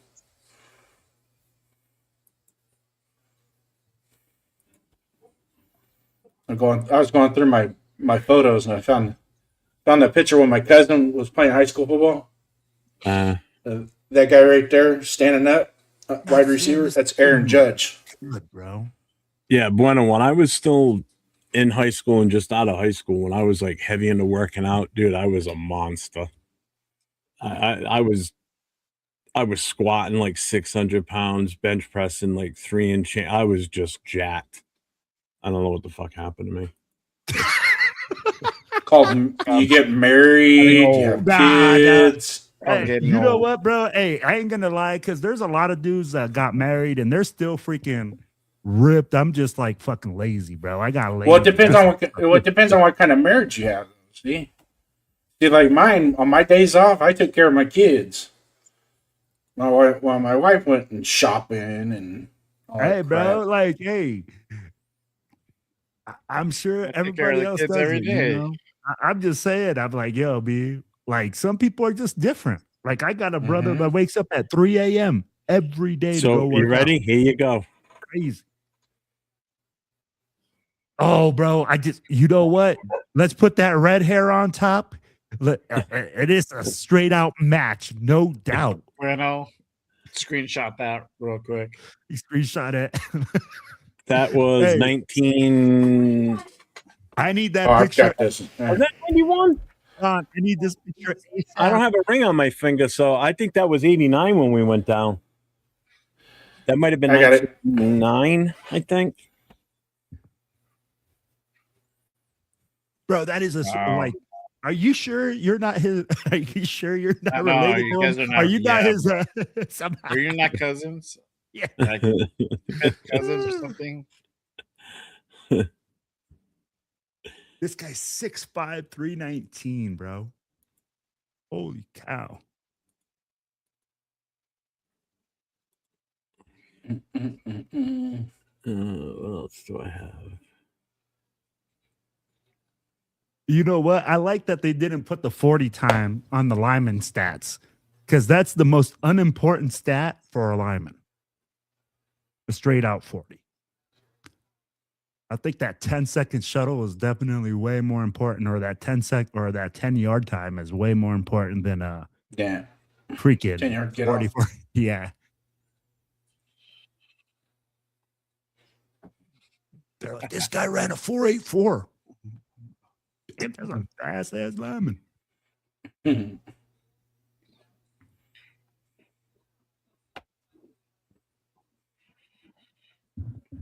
I don't have any of any others.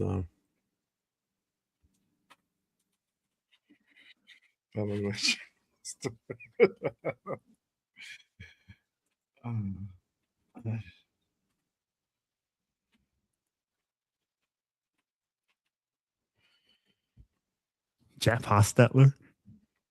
Jeff Hostetler.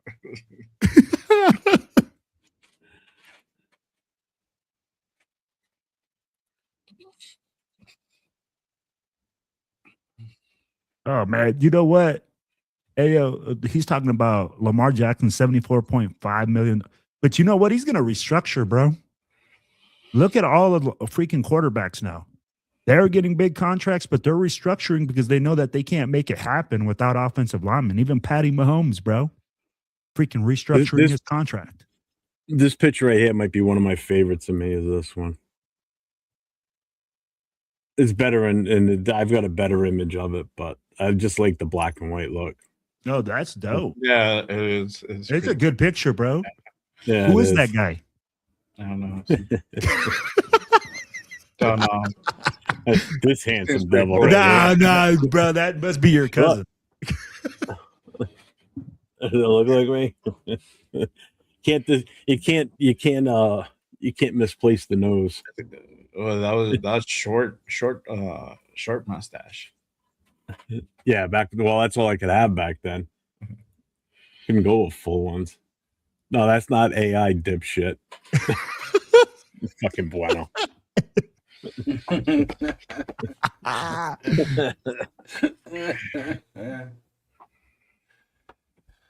Oh, Silver and Facts, absolutely. It's just like the scene out of The Blind Side where you just keep owning the guy down the field. Yeah, blocked them all the way to the bus. Yeah. Okay, it's time for him to go. Well, I I've like been any on of the those little receiving black and end of white those, shots bro. I got of me in gear. They look so much better. Have you got? Hey, so I played safety, right? And like seeing a fucking lineman, bro, coming down full speed, and you're coming down into the box. Fuck, bro. Talk about a fucking business decision for real. And I mean, like, I remember linemen just used to like, when they're running, looking like fucking unicorns out there, all fucking smiling and shit, just looking for somebody. They're like, oh, fuck, bro. Finally, I'm fucking running full speed to go deck this motherfucker.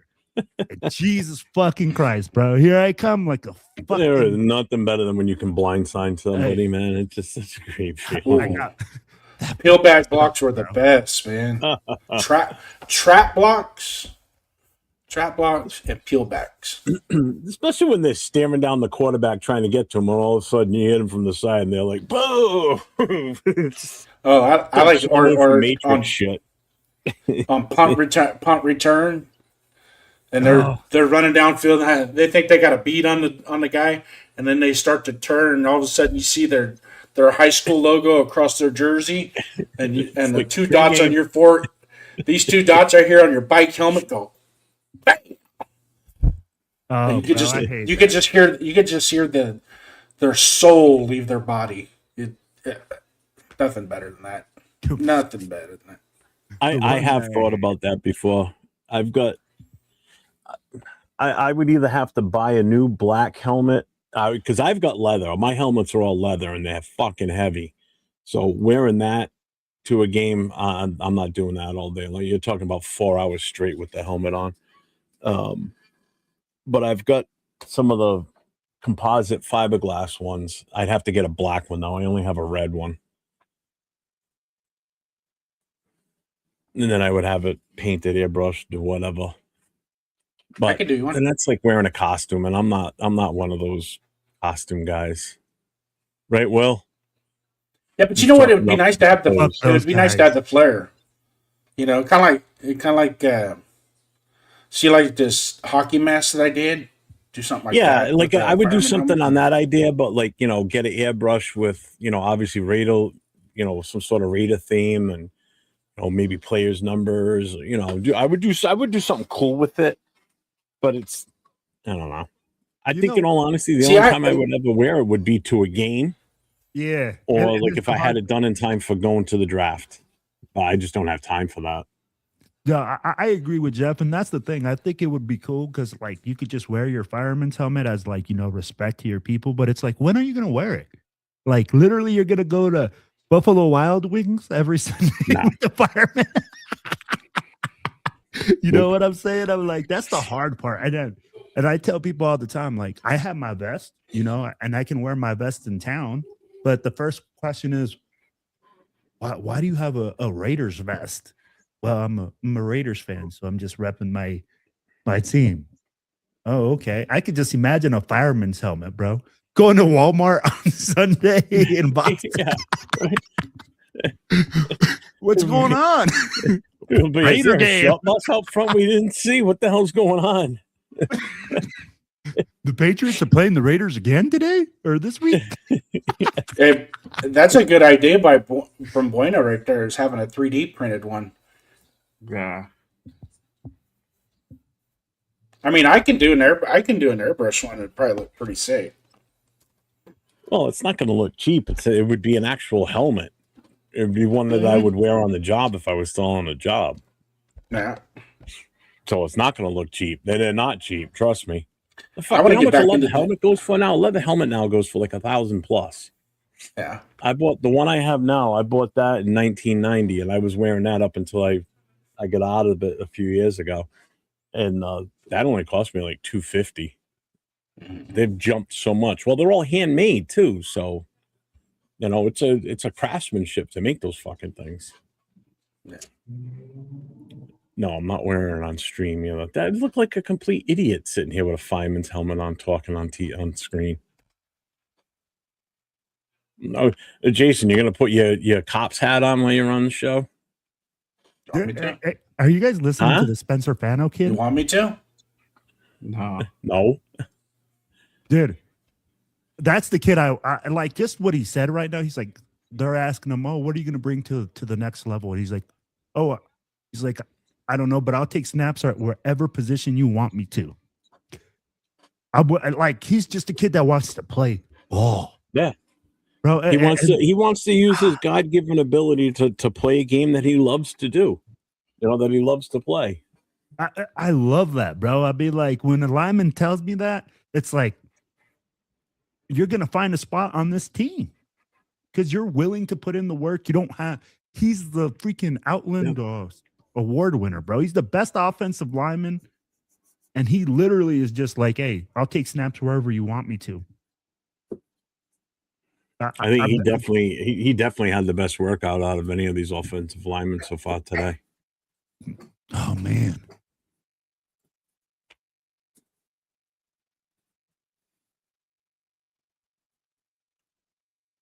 I am wearing that hat when I went to draft. I need to stand out at the draft. And wearing Oh, you'll Fireman's stand out helmet. at the draft.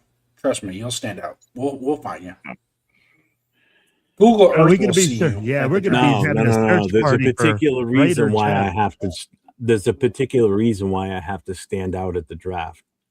I was Why? told what to do by a very reliable source Wow. because I'm trying to get my ass up into that, where the representatives from the team sit, like, The fans, pit.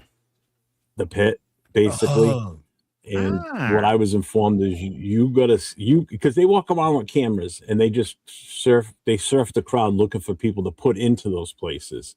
You don't necessarily buy tickets for it. They'll grab people. So I want to get there early enough. Hmm. Yeah. So So I'm you wearing got to that. get there. Everybody Like, wears a goddamn baseball hat. I want to stand out, so I'm gonna wear that my boonie cap, the one that I used to wear before I got a baseball hat. So I'm gonna wear that. I'm already gonna have my vest on. If it's warm enough, I'm gonna have a sleeveless shirt on. So my Raider tats, everything's gonna be out in the open to be seen. So you got to get that silver tooth. yeah, Put that in so you smile. Dawn bought a bunch of um, things to put in her hair and Raider stuff and little stickers for her face. So she's gonna do what she can to help stand out. So that's the whole goal, is to you got to stand out. Now, granted, if I walked around with a fireman's helmet on, that would make a big difference. But I'm not doing that. And then I got to jump up on the stage when they come walking out with that card for our first pick and read it first, make sure it doesn't say Mendoza, and if it does, I got to rip it up and run away. Oh Jesus! Hey, you're gonna see Raider So Jeff streaking across the I gets them all distracted so he can get the card away. So I have to do recon ahead of time way before the draft actually physically starts, so I can find my fastest path out of there, so I can run. So Jay, how you doing, Jay? Doing pretty good down there, Jay. I'll do my version of my 40-yard dash, 10-yard shaft, 40-yard, whatever. Cool Cam, salute, bro. Oh my God. Hey, I'm gonna have my DVR ready to go, bro. I'm gonna have that there recorded. Don't worry, Jeff. We could get some. Oh, I'll be live, Raider Jeff. So you'll see. You see me running around with this going as I'm running away.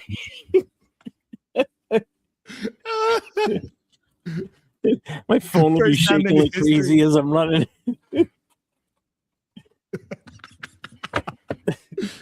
First time in history, somebody streaks at the draft to steal a freaking draft card, rip it up.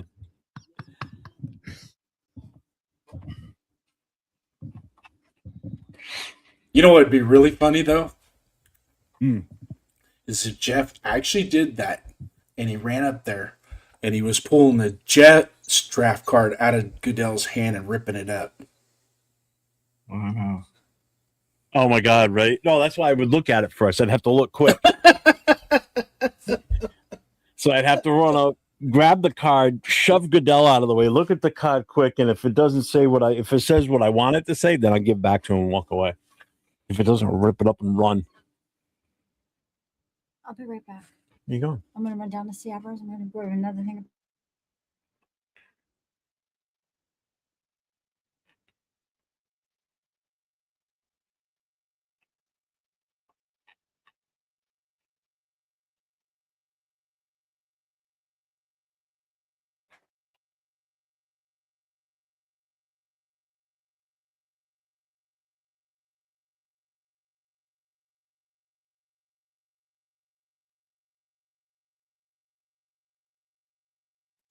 There's Lomo.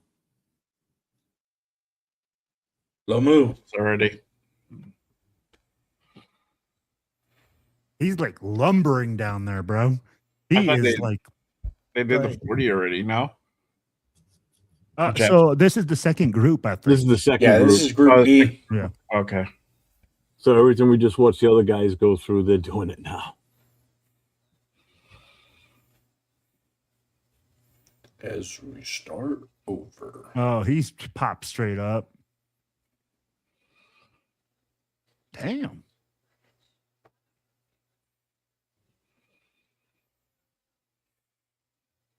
Fuck, bro. They're running 5 flats at 300 plus pounds, 6'5". Fano ran under. Is this the 5. one right here, Jason? You Yeah, were talking about 491. Proctor. Which one? Proctor. Caden Proctor. Yeah, from Alabama. Yeah.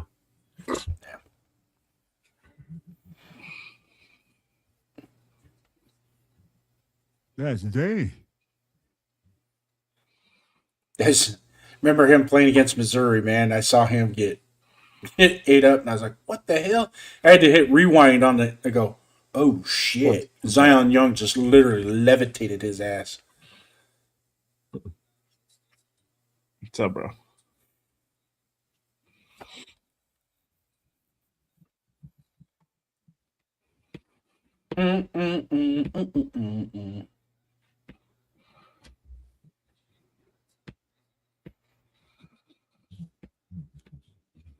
All right. I'm going to run out and have a smoke real quick. I'll be right back. Yeah. Hey, Jay, you're in SoCal, right? No. Albuquerque or Albuquerque?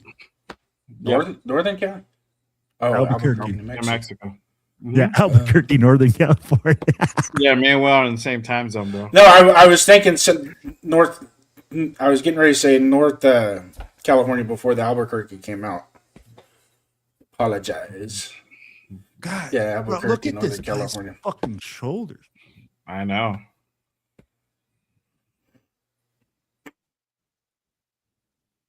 Mm-mm. 519.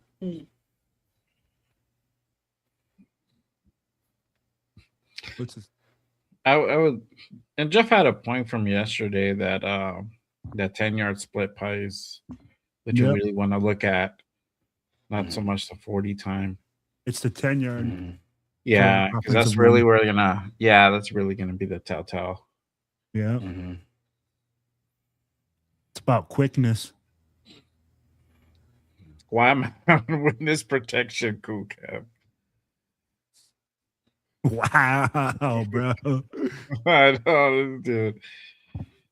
Oh, hey, man, the kids are asleep. I know. Right now, my man has to stay quiet. You want the kids asleep as long as possible. I know they're already waking up, bro.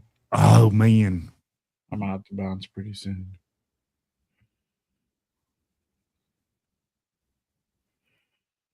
Oh no.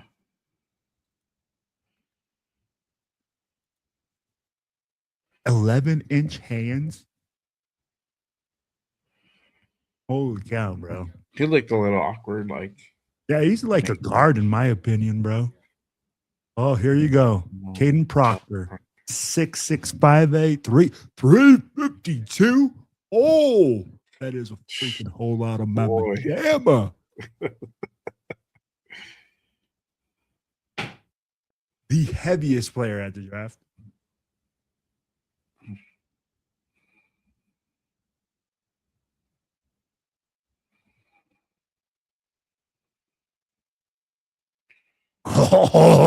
Oh, I mean, dude. that's not bad for a guy his size. You know, his first Wow. 10 yards look smooth, though. And that's what I'm saying. I'm like, oh, that's a Mac bus coming down that fucking bro. 6'6", 352. I mean, I want to see that 10-yard split. I think it was like 1.82. Ooh. Oh. Okay. I'm like, but that's a tackle, man. He's a tackle, right? Hey, he's a tackle, bro. I mean, 352 is a big dude. Yeah. Whole lot of dudes. Is he? What round do you think he's gonna go? Oh, I think I've seen him like second. I think I've seen him in second. Man, I'd be like, so let me ask you guys this, man, as we keep watching the draft and watching things happen, I know that we still got, off season, or we still got a lot of off season to go, we still got free agency. But I'd be like, what position group in the draft makes you guys most excited to see, and where you guys expect us to to land some gold. The linebacker room, bro. To be honest, that's with the new scheme. That's what we're talking about before you got in. Like some of these guys are not gonna be in our wheelhouse unless you're gonna take somebody in the second round if you're not able to go ahead and get guys in free agency. So that means you're trading off and pushing back to like maybe the third round and pick up a linebacker or like a D tackle.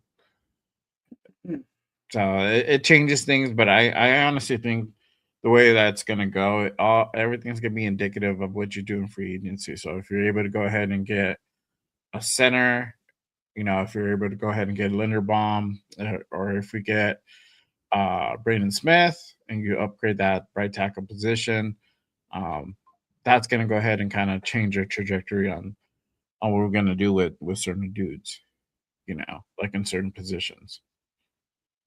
But linebacker, bro, is probably going to be key, bro.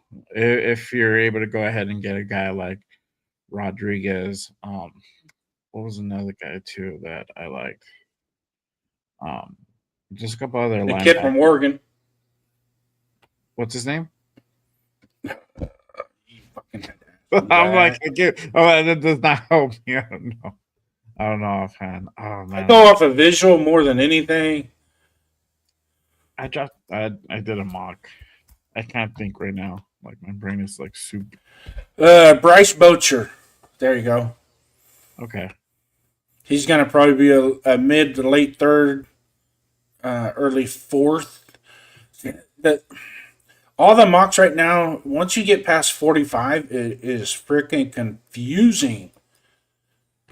Because some that you think might be higher up aren't going to be higher up because of the way the draft boards are going to start falling.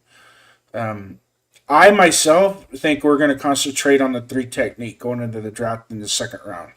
Either where we're at 36 or we'll try and move up to 25 to 30 and get McDonald from Ohio State or Hunter from Texas Tech.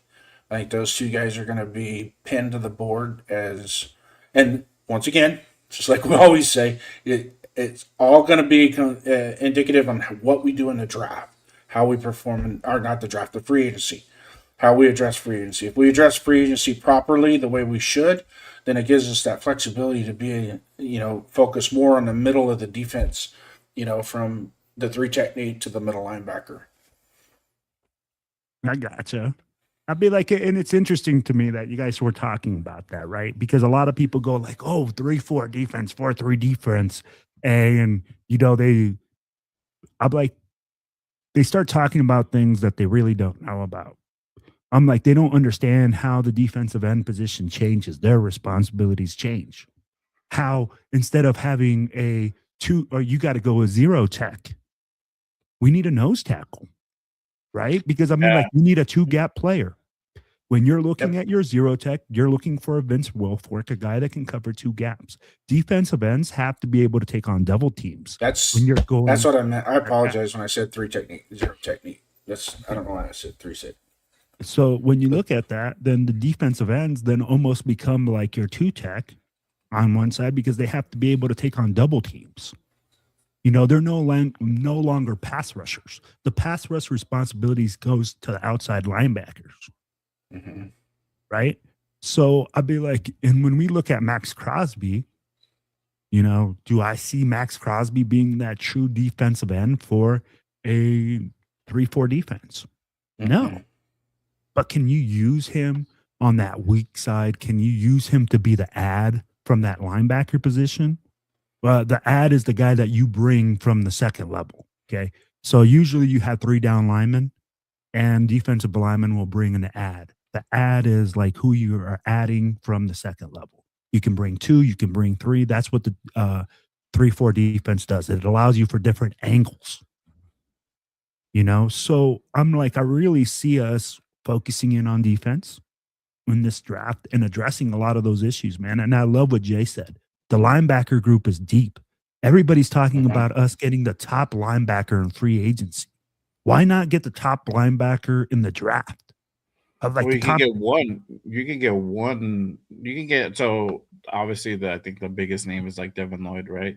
Yeah. You get Devin Lloyd and you build around Devin Lloyd. That's definitely something you can go ahead and do. You know, How much is I Devin Lloyd like going to cost us? shit. Hold on, I have it here, bro. Give me 1 second, please. No worries, bro. I just want to know how much he costs because I'm like, we're talking about spending bank on offensive line as well. Yeah, but you only need maybe like if you're gonna get an offensive lineman, you're getting a center and maybe a right tackle, right? And that will probably if you get both, that's different. But if you get one of them, it'll probably cost you maybe 30, 35. Just depends what you get for Lindenbaum. I think the center is probably more critical than it is a right tackle position, right? Because GJ Glaze still shows promise, but he regressed. But like we say, how much is that coaching? How much is that like his actual skill set? You know, could it be just coaching that can fix that? I don't know. We'll see, right? Because now we got Denison in the building. But to answer your question, Devin Lloyd is market value is about 20. Okay. It's about 20. I know, and I agree with you. I love what you just stated, Jay. I'll be like, if we look at it, I mean, like at 20 million, and if we're looking at Lindenbog, but that's 55 mil right there. 55 mil, we still have to address corners. We still have to address so many other positions, right? But you're most likely gonna go ahead and re-sign Stokes, and we still have Darian Porter there on year Correct. 2. Yeah, and you can draft another corner if you wanted to. The corner class is cool. It's not like super deep, but it's not like scarce either. It's not shallow. but yeah, and we need a nickel. And did Cameron Richardson actually regress, or did he get in a doghouse last year? And that's a great question. I'd be like so many questions right there, man. Jason, I'll be like, when we look at it, it's like, man, what was coaching? What was the players? I'll be like, but that's the same time, isn't that Spytek's job to figure out?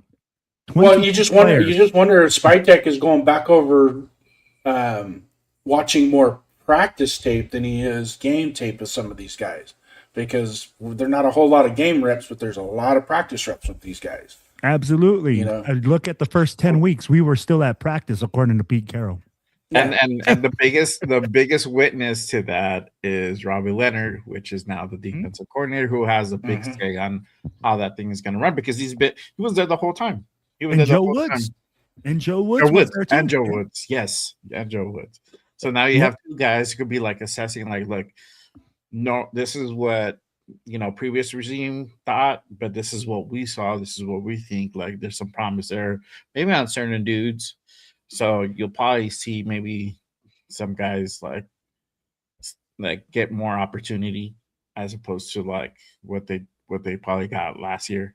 Yeah, and no, I agree with you. And you know what? When he came out and Kubiak came out, he said, "Hey, we're going to run a 3-4-4 or a multiple front defense." Right? He didn't just say, "Hey, we're just going to run a 3-4." He said, "We're going to run a base 3-4, but we're going to run multiple fronts." Yeah, I'm like, and that's where I was like, okay, what they're trying to do is create havoc by you not being able to prepare, bro. All you have to do from a 4-3 to a 3-4 is basically move that 3 tech out to a 7 tech, and then you bump out that defensive end to be an outside linebacker, and you're in a 3-4 set.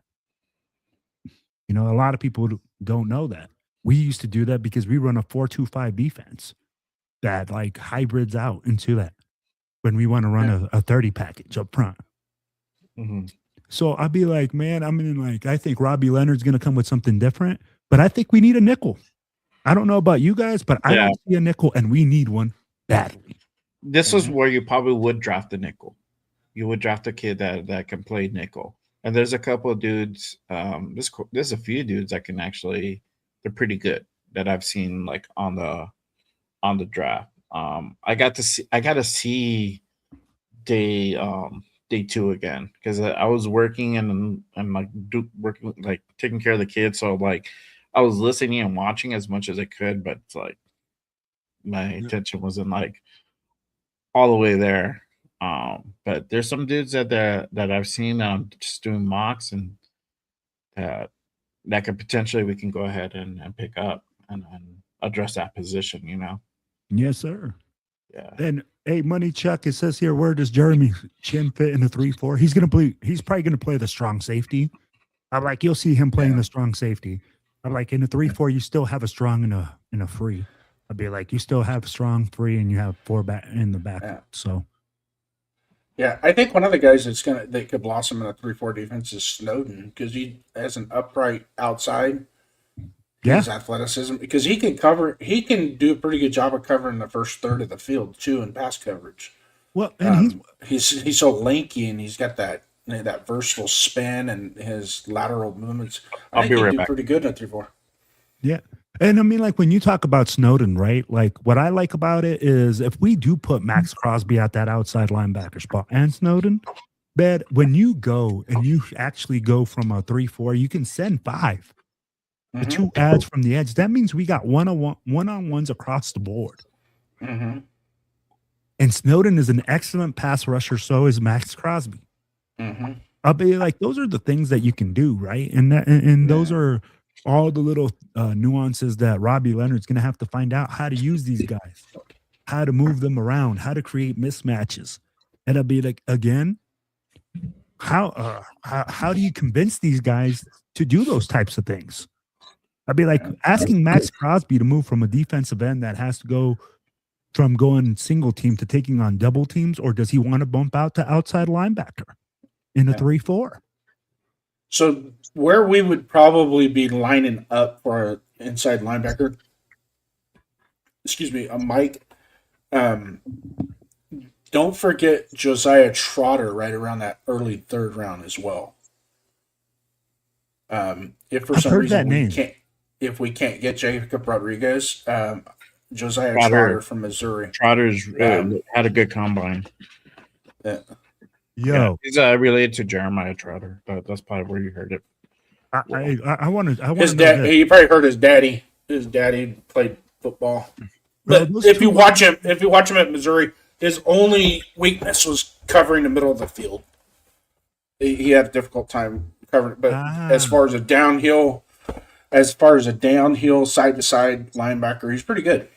He's an in the box guy. Yeah, bro. Hey, I'm gonna tell you something. Those linebackers out of OSU, bro, I don't know what they're feeding those monsters, but 6'5", a 43-inch vertical, and can run like the wind, bro. No. I hope if we make an investment, I like Jacob Rodriguez. I think he's had a great draft. I think he's a great leader. But if we don't have a shot at him, give me Sonny Styles, or I think that's his name, right? Yeah. From OSU. Give me one of those 2 guys. If we take a shot with Devin Lloyd, I can see something happening special at the middle linebacker position for the Raiders for next year. Mm-hmm. Because you have to be able to cover. I'd be like, and I'm going to like this, Jason. At a 3-4 defense, those guys have to be able to cover. Those middle of the field guys drop back in coverage. They cover those spaces. Oh, nice run on Sloan. You have to be thick because you have to come downhill. You have to be able to take on a double team. So it's going to be interesting, man.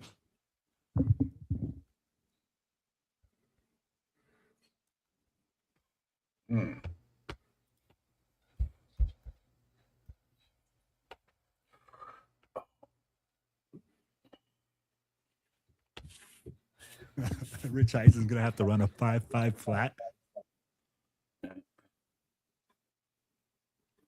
Oh, here's another one. Oh, pulled up hammy. Yeah, he did.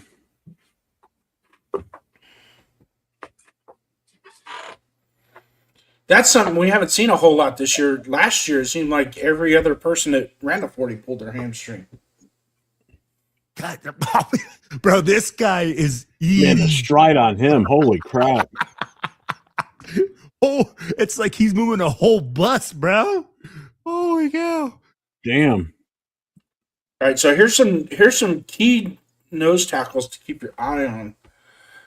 This is the one I forgot was Dominique Orange out of Iowa State. You talk about a dancing bear. Whew.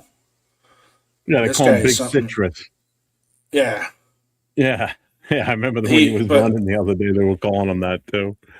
he can move, man. He can move.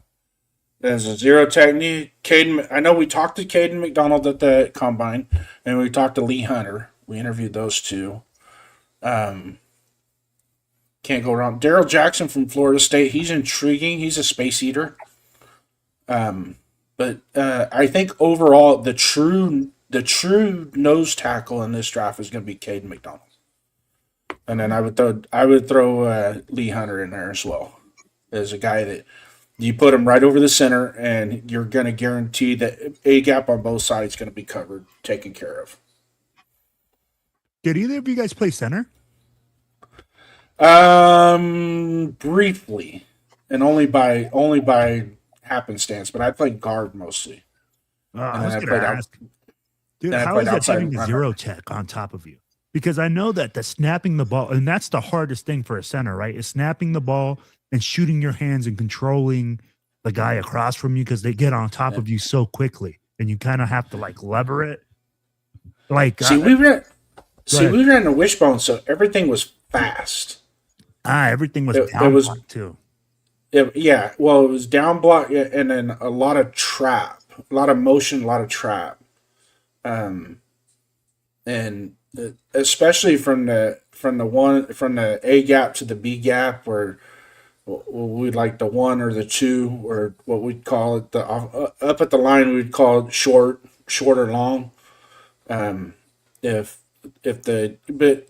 we were in high school, I don't know now, but when we were in high school, a lot of schools ran what was called the 44 defense.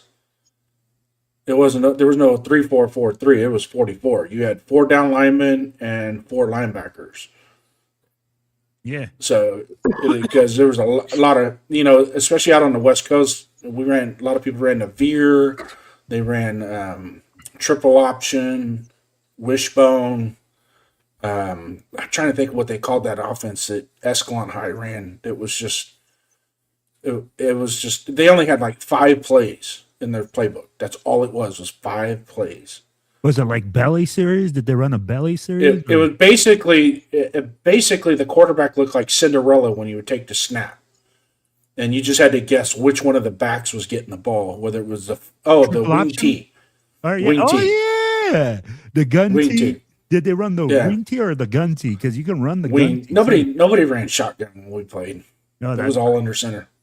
It was all under center. There was no, and we didn't block with the palms of our hands. We blocked with our forearms, as you can see. I don't know if you can see it. See that big old the chicken wing? What is it like? The chicken wing? Can you see that big old knot right there on my forearm? Oh, bro. Everything was this way. Yep. This way. Throw the hips. Yeah. Throw the hips. Jason, you crack me up. Or as my coach would say, "Hey, God damn it, don't get your put it into him now." I'm like, hey, we have this old coach, Jason, like old as fuck, like probably dirt. He does that shit. He tries to teach the chicken wing, and we have another offensive coach that goes like, "Don't do that shit." They're like, "But coach, he tells us to do it," and they're like, he's 100 years old, dude. This guy's like 86, still coaching. So he goes like, and then you guys like get hip to hip, right? And then you guys move next level. Yeah. Yep. Very seldom, because we wore the MMA gloves back before they were called MMA gloves. Okay. So the palms of your hands, were exposed, and then just had the bands across your fingers that held the gloves on, and then I had the pads across your knuckles and across the back of your hands, and it velcroed. You lock it in with Velcro. And then forearm pads. I eventually had to get forearm pads because I was tearing my forearms. Man, good Lord. But yeah, we used our forearms, our shoulders, our helmets. We actually would drive the sled with just our helmet, our face into the sled, drive the sled. It's so crazy that you're telling me this because coaching has changed so much, bro, since then. People are like, well, see, if back then The coaches would get arrested for child abuse today. Yeah, bro. Hands down. Hands down. Some of the hits from back then are not even legal now, bro. Oh, that's just from the coaches. The coaches. It was nothing for a coach to punch you.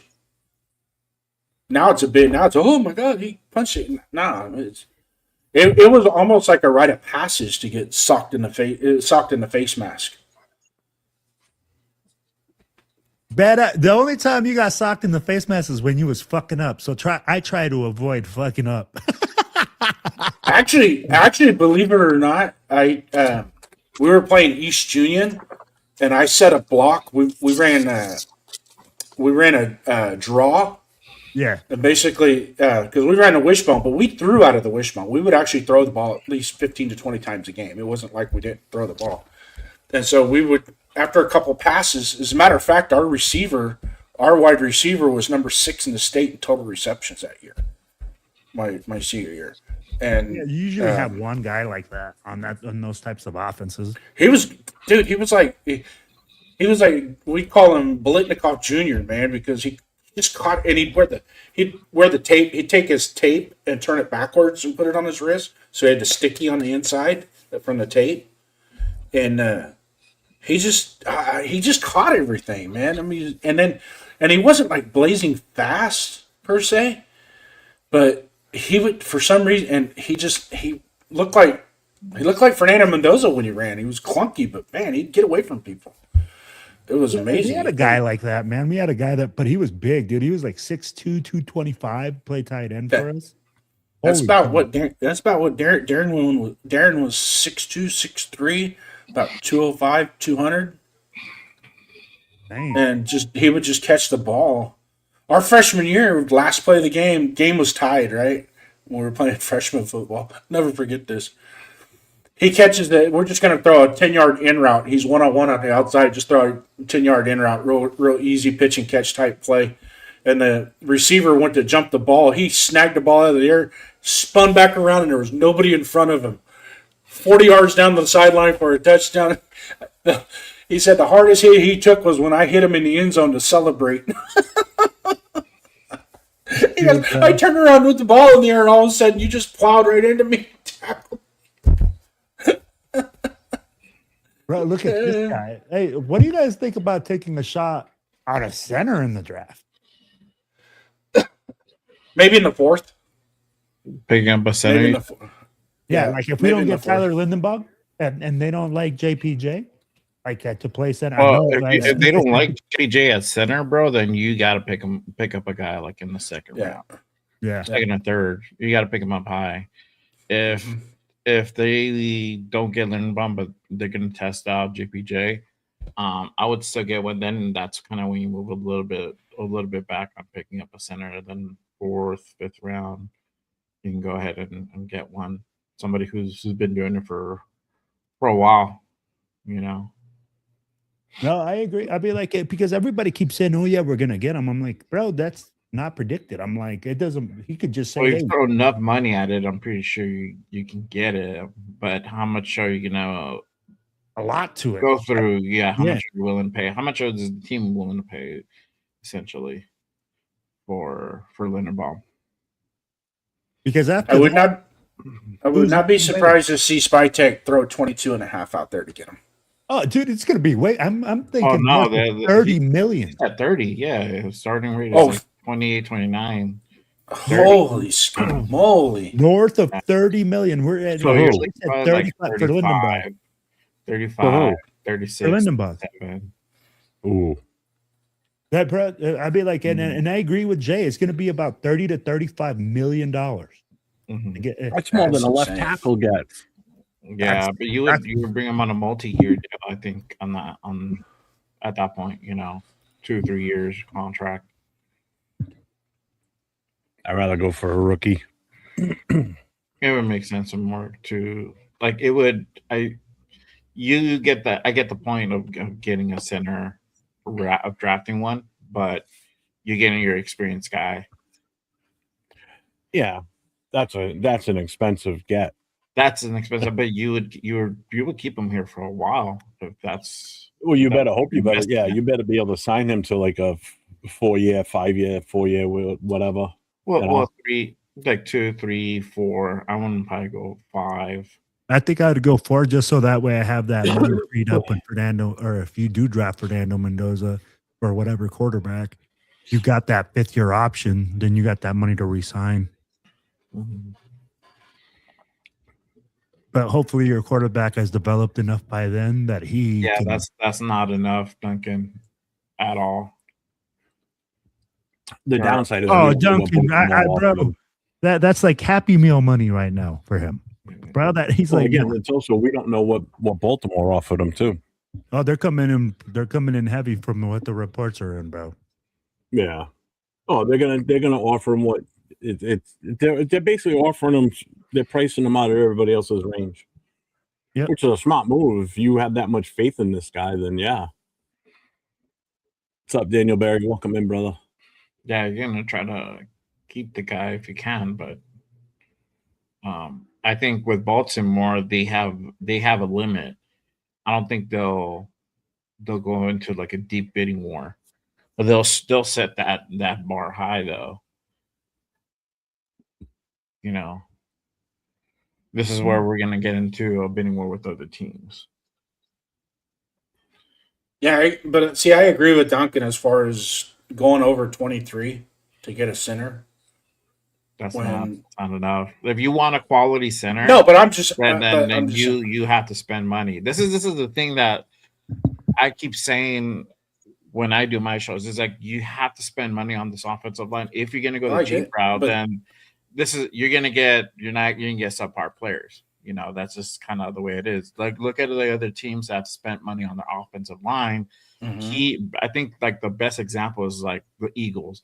They spent a whole lot of fucking money on their offensive line. Look what they did on that Super Bowl year, and that was primarily due to them spending money on that offensive That line.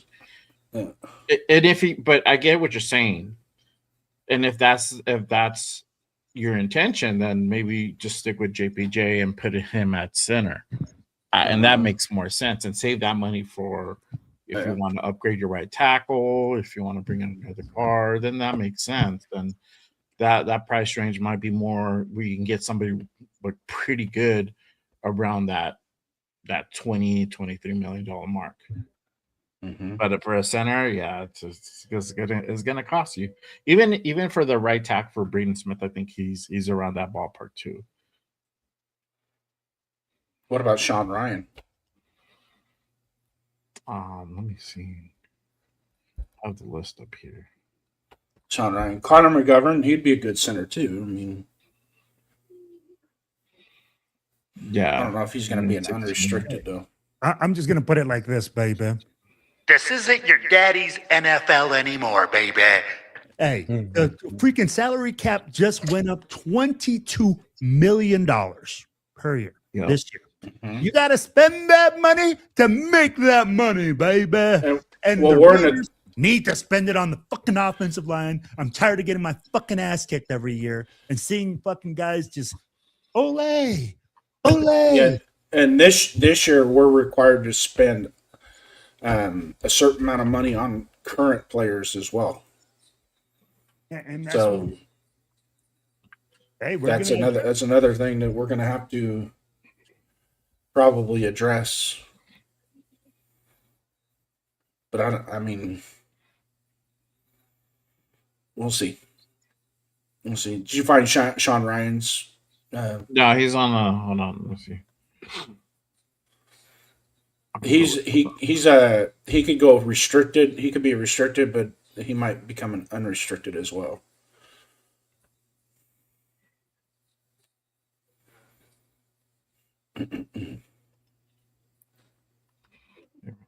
Right. Bro, every time Proctor comes up, they have to mention that he's 352 pounds. Hey, by the way, this guy's 352 pounds. But hey, do you guys remember the guy from Florida was 400 pounds and he never played a fucking down? That's because he couldn't get on the field. What's up, SoCal? So being big isn't everything. So he's projected to land like a $20 million deal, like a 3-year kind of deal for 20 mil. And that kind of puts his average to about just over 6.5, roughly. This is on a multi-year deal, though. No, you guys just saw Logan Jones do his drill. That's another guy that would be I think he's going to be a really good center in the NFL. Yeah, man, he's a stud. One. Frank asked the question, what round is Slaughter slated to go in? I don't know. Do you guys know? Third and fourth. Third or fourth? Yeah. SoCal Sal's in the house. What's up, SoCal? 30 million. Good Lord.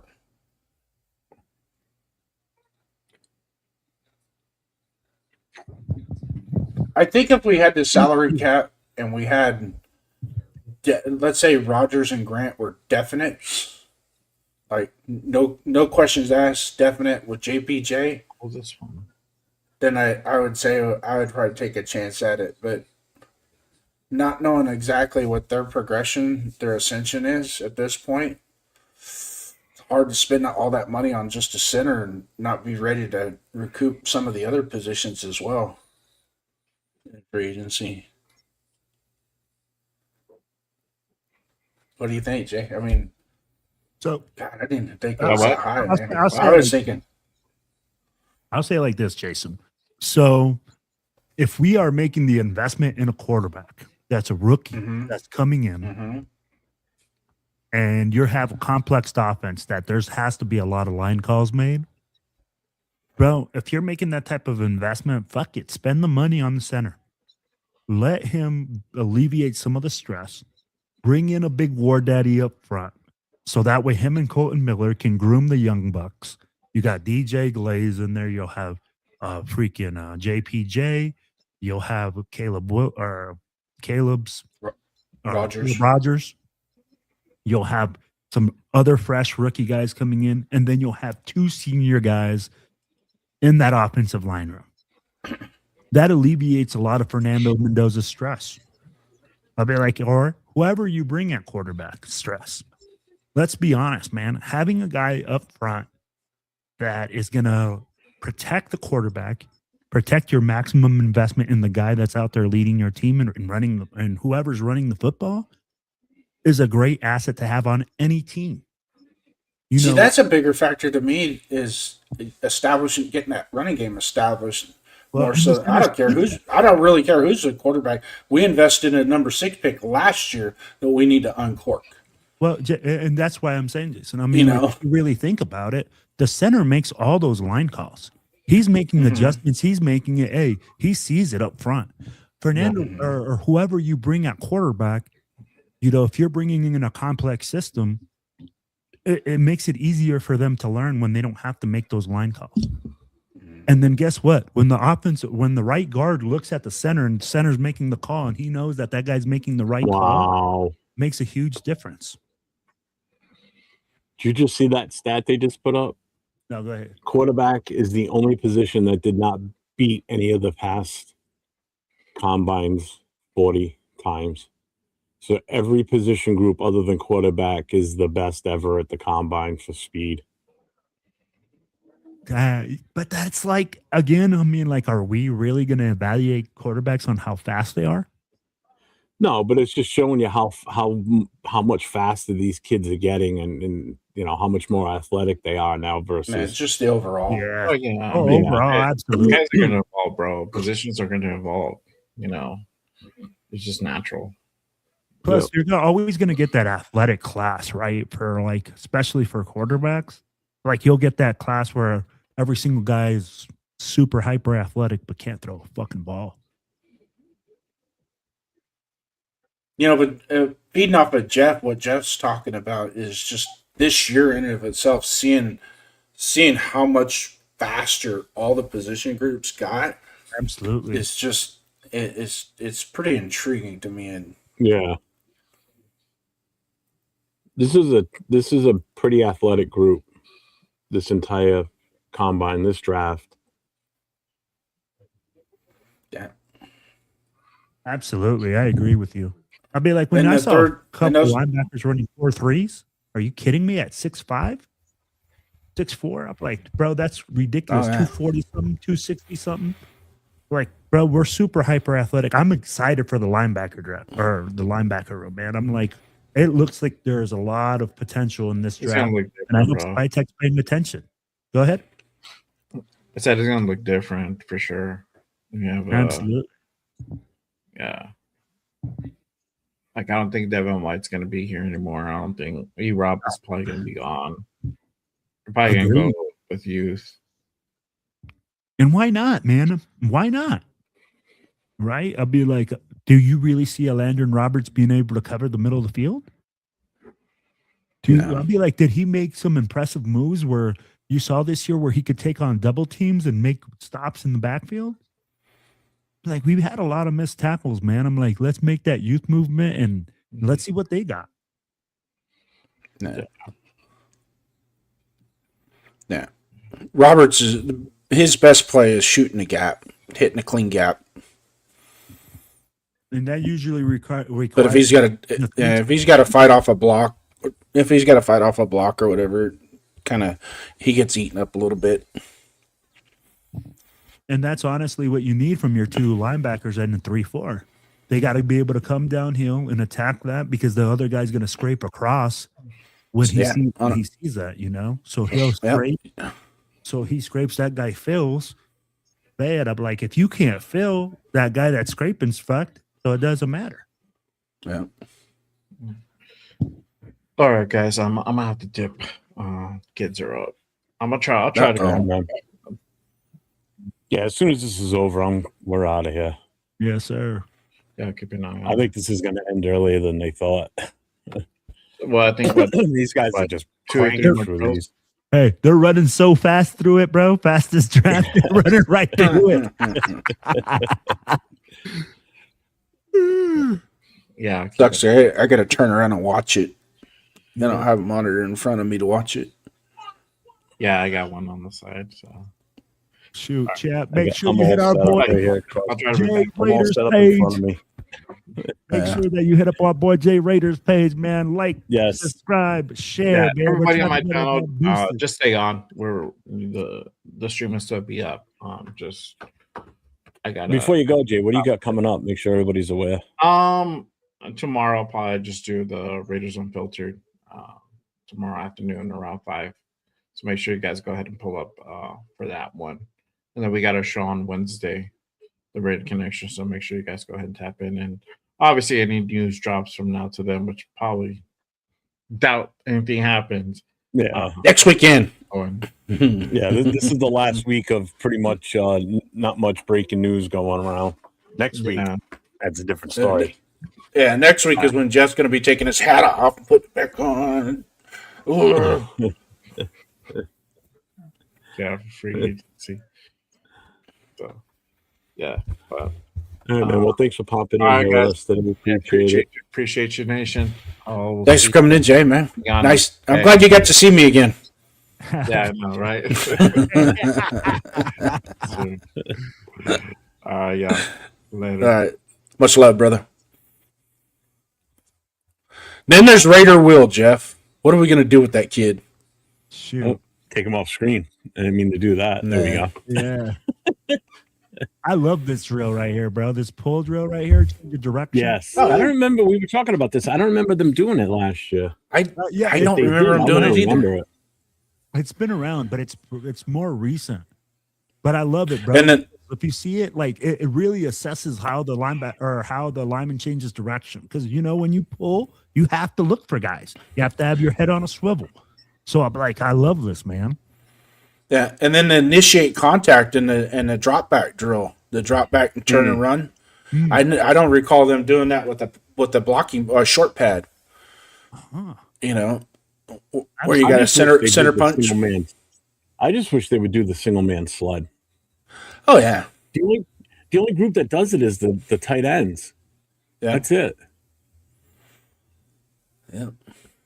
But you know And I'll what? tell When you I watched the tight ends do it the other day, they had horrible technique. Some of them. They were I was bad. working. They're more pass catching now than they are run blocking. You really think about it. True. Gosh, dang, these guys look fucking good, bro. Thank you. I've worked hard to make it. Oh, Kind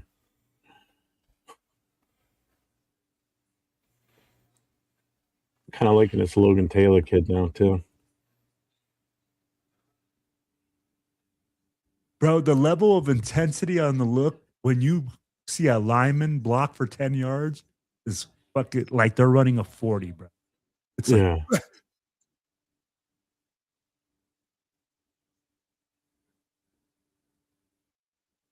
Yep, I think based on what I see in some of these guys, like the kid from Missouri right there, in practice, he got repped out in practice because that defensive front seven that Missouri had was no joke, Yeah. So, I mean, it's like he's gonna come battle tested to the NFL. hey, Jeff, when I'm looking at this drill, let me ask you something. Some guys Yeah. look like they're lumbering, and some guys look like they're like light, like a feather on their feet. I'd be like, do coaches look at that? I'm like, Yep. bro, I'd be like, because some guys look like they're lumbering, and I'm like, fuck, man, some guys look like twinkle toes out there. Yeah, I noticed a lot of guys on the tips of their toes moving around too. Yeah.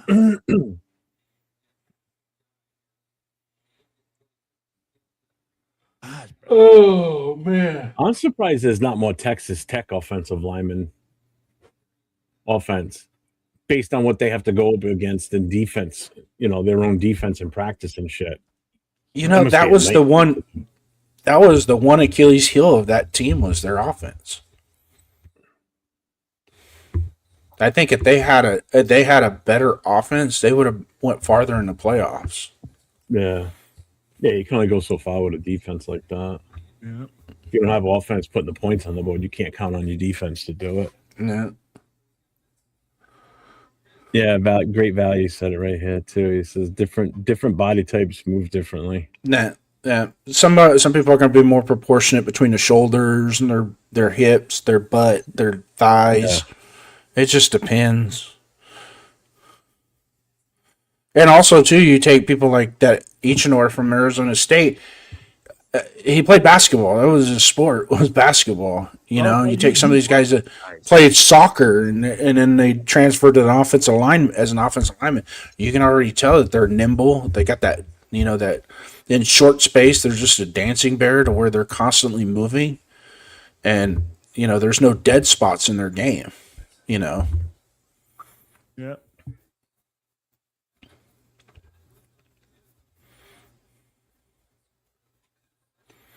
Yeah, great value kind of brings up a point right here, Jeff. Thin ankles and more athletic versus thick are people movers. That's why I got thick ankles. This guy's a guard, bro. Right? I'm not athletic. Guard. He moves like a guard. Gosh, bro, look at. Woo! Rep.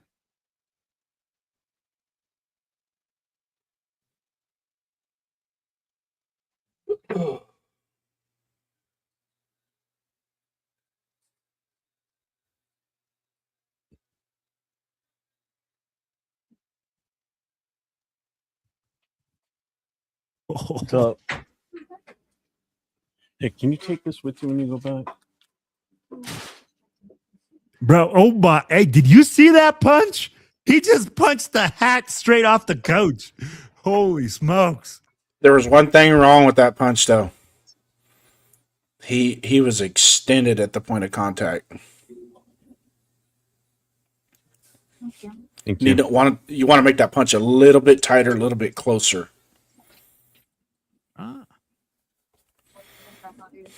Oh, thank you.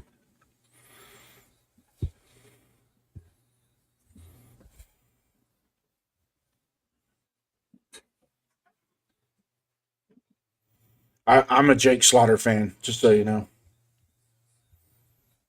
He plays. Yeah, we got he no plays shot a of lot. getting him, I don't think. In the fourth, we could probably get him in the fourth.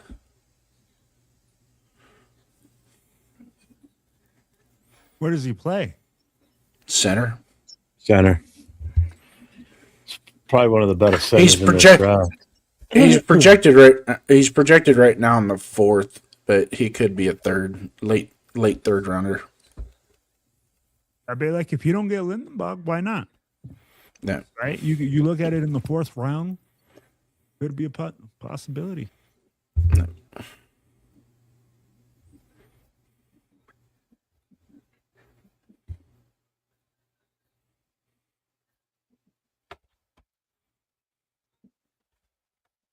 That guy's interior lineman for sure. Oh, yeah, fucking quick. Trey Zune's another one of those guys. He's got some power. Versatile. He's versatile right and left side too. So he's not one that's going to be stuck to one side of the field. He actually ended up playing tackle towards the end of the season last year out of necessity. Yeah.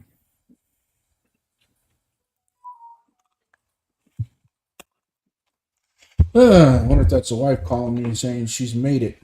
Watch this, bro. Like, and that's what I want to see. Like, I love looking at the coach's reaction when they get punched, because that's going to tell you, like, hey, how hard that guy punches. You know, like, hey, what's up, Tanner Jack? Is he really shaking up that guy or what?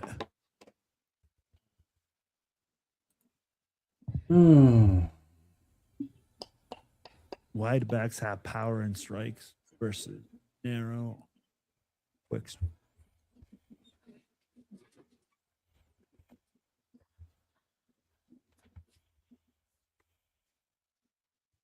So what do you guys got going on this week, man? See, my wife's at Disneyland. So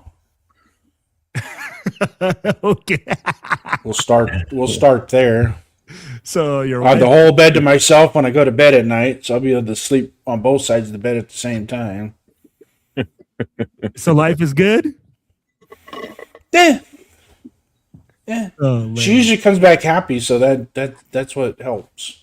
Hey, happy wife, happy life, man. Yeah. One coffee down. Jeff, what you got going on this week, brother? On to the next one. He'll be drinking Dunkin' Donuts this week. He drinks Dunkin' Donuts on a daily basis. Yeah, he's on the 5 bucket challenge this week. 5-gallon bucket challenge. Yeah. Well, I got the show with you Tuesday night, Will, and Leo, and then Wednesday night I had the connection with LV Rated 10 Jay, who was with us earlier, Leo, and myself. We may have a special guest on Wednesday night. Ooh. You shall have to tune in and see.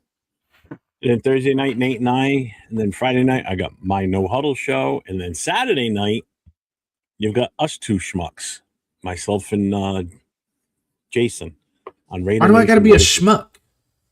I said we're schmucks. I didn't say you. I said we. I grouped us together. Why do we have to be schmucks? I don't know. I think we're the best combo going right now on YouTube. I will highly agree with that. Shit. I may be biased, but Chugs and Minch ain't got nothing on us. oh no, they got nothing. In First fact, of all those subscribers should unsubscribe to that channel and subscribe to our channels. To what? If you want good quality information, join us. What Saturday night, Raider Nation Voices, where you can call in and make your voice be heard. Fucking Jason. that was fun last night. We had a good show last night. That was really good. All 3 of them have been good. Oh, and it seems like it gets a little better each time. Oh, the call-in show? Yeah. That's and the good part is they can't hear me talk, so I can say whatever the hell I want. So when you call in, Will, I can smack talk you to the ground and you won't hear a thing. Oh, shoot, bro. Don't you worry there. I'm like, I got it covered. I'll be taking your emojis away from you.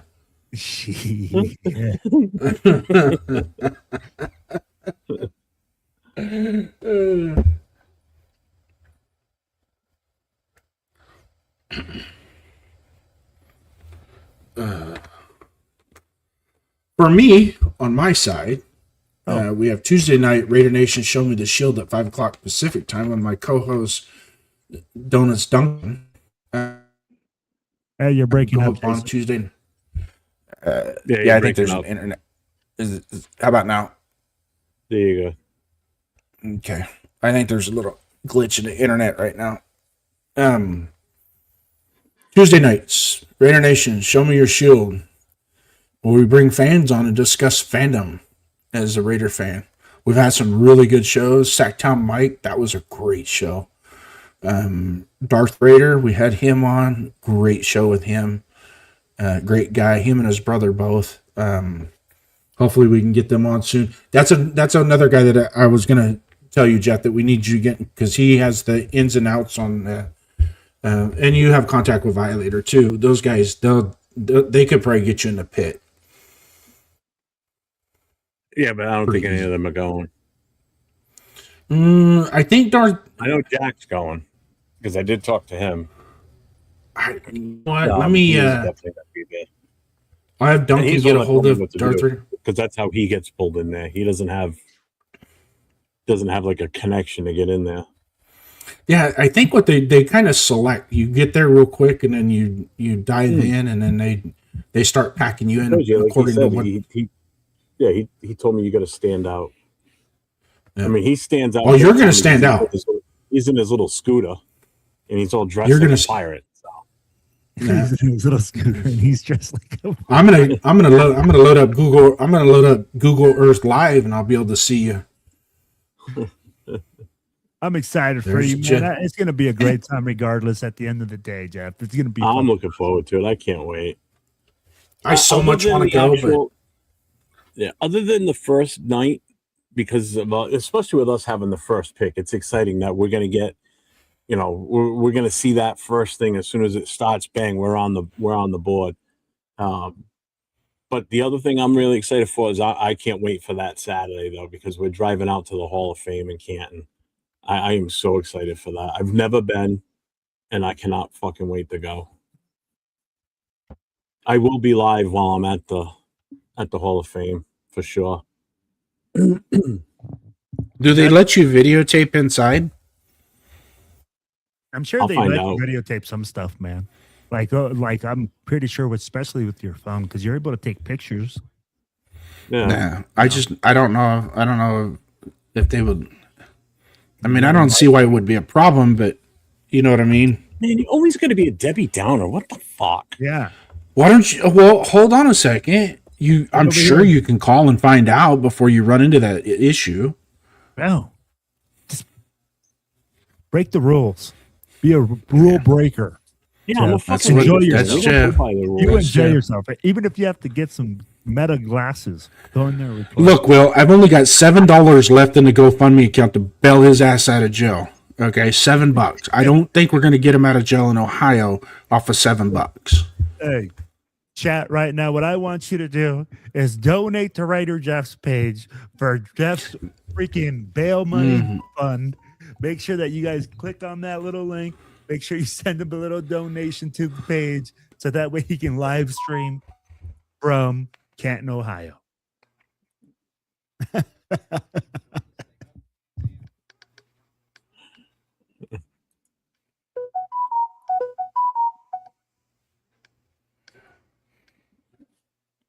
Just draft 15 offensive linemen.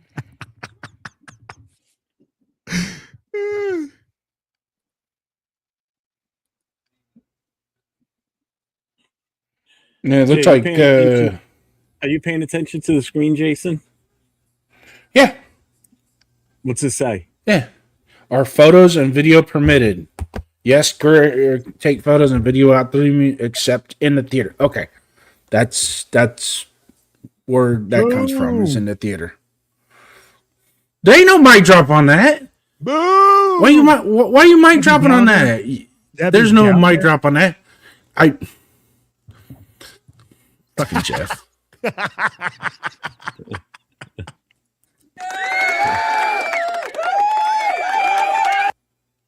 What we're dealing with here is a complete lack of respect for the law. Exactly. And All right. So did I say you can't, or did I say you should probably check to see if you can? what? It says you're encouraged to.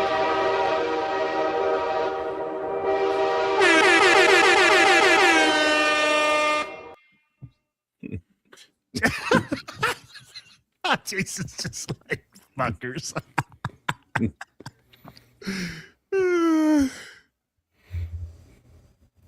Hey, but All right. you know what? Draft day's coming. For me, guys, this week, what I got going on is I'll be on the Most Notorious podcast with my boy Jeff on Tuesday.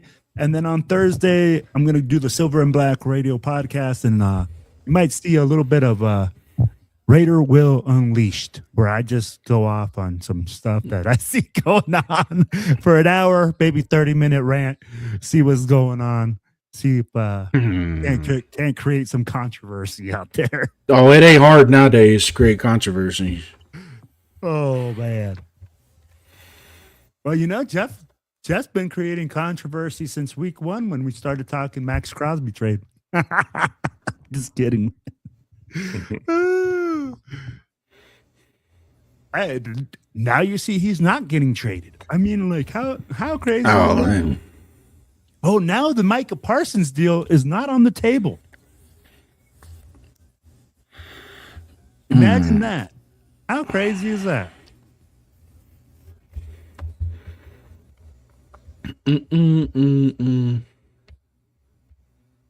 Oh, wow. The Pro Football Hall of Fame and the Rock and Roll Hall of Fame, they actually have combo tickets you can buy. So you can go to both. Oh, wow. Yeah, I didn't know That that. sounds interesting. They have also a bag policy. They have implemented a strict no bag policy. Visitors may carry small purses, handbags, fanny packs, or small crossbody bags. So that one that you wore to Philly, you'll be able to wear that. Hey, Jeff's I going to be wanna see- rocking that fanny pack. Hey, I want to see Jeff with the mullet and a fanny pack. Boom. Boom. Boom. Because I'm going to need you to carry like my earbuds, You my need mic. me to carry. How am I going to carry all Wow. that stuff with no bag? I can show you where you can carry. That was rather rude. Damn. Well, it looks like you're carrying the bag. I'm bringing the bag with me. Just bring the mullet with you. It's right Just here. bring the mullet. The bag's right here. Oh my idea. gosh. Give me a kiss. Somebody's going to be going to the Hall of Fame in a stroller. No, in a body bag. There we go. Get it for free then. No, because it's supposed to be a small bag. Wow.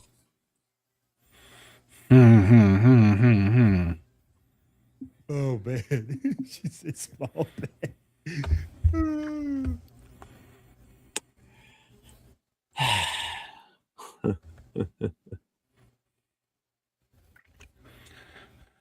All right.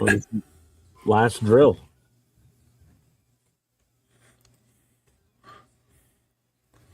Looks like my partner fired up his new show. Which partner? Donuts Duncan. He's rocking Shop Talk right now as we speak. Shop Talk? He's been Yep. He wants to do his own show on Sundays. Let me he's see. live I right think now? he has Dark Side with him. He's live right now? Yeah, I think so. Hold on, let me double check.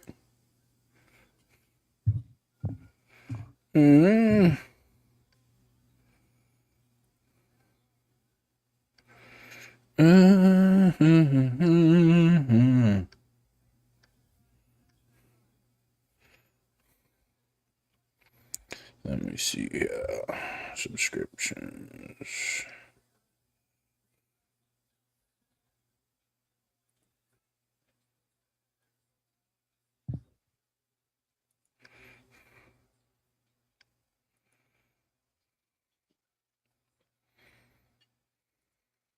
And I obviously watching him play, it's hard to. Yeah, he's got OB on there with him. But again, based off the point that we haven't had any real good teachers as the offensive line coach, it's quite. If you can do it on your phone, log in and boost his numbers a little bit. Hidden gems. Yeah. Log in and boost it. He also did specifically mention that he liked the offensive tackles. I'm gonna turn it down. So Yeah, I like. early showings that Glaze made here right now. Oh. But Like the foot speed to be a tackle in the zone scheme. But personally, I don't. This Keelan Rutledge got some eyes on him too in the draft. Mm-hmm. Jake Slaughter. Let's see.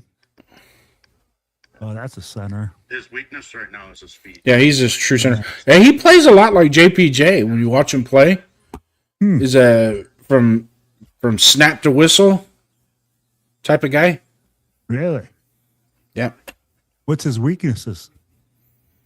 Size. Size? Yeah.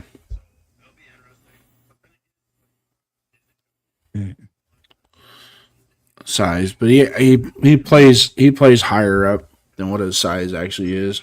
But in the NFL, interior offense line, although a center at 6'2", 295 isn't bad. No, that's I'd take it. Yeah, that's not too bad. I mean, like that's honestly 6'2" to 6'3" is right around center size. Yeah.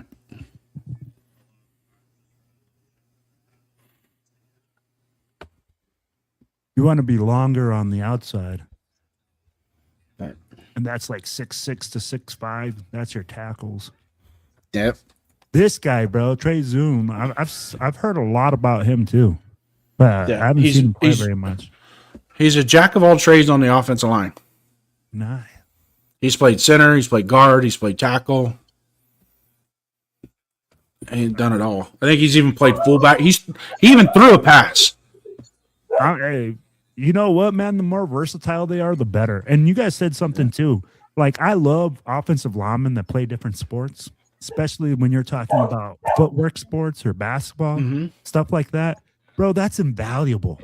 I don't know about you, Jeff, but when you see an offensive lineman that moves like a sugar bear, bro, it's just something different, man. When you get a guy that big that can move like that and has explosiveness, and you know what? A lot of guys that are big, they don't have that type of ability or awareness, right?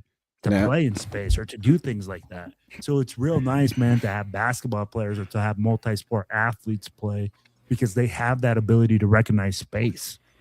But that's what's so crazy.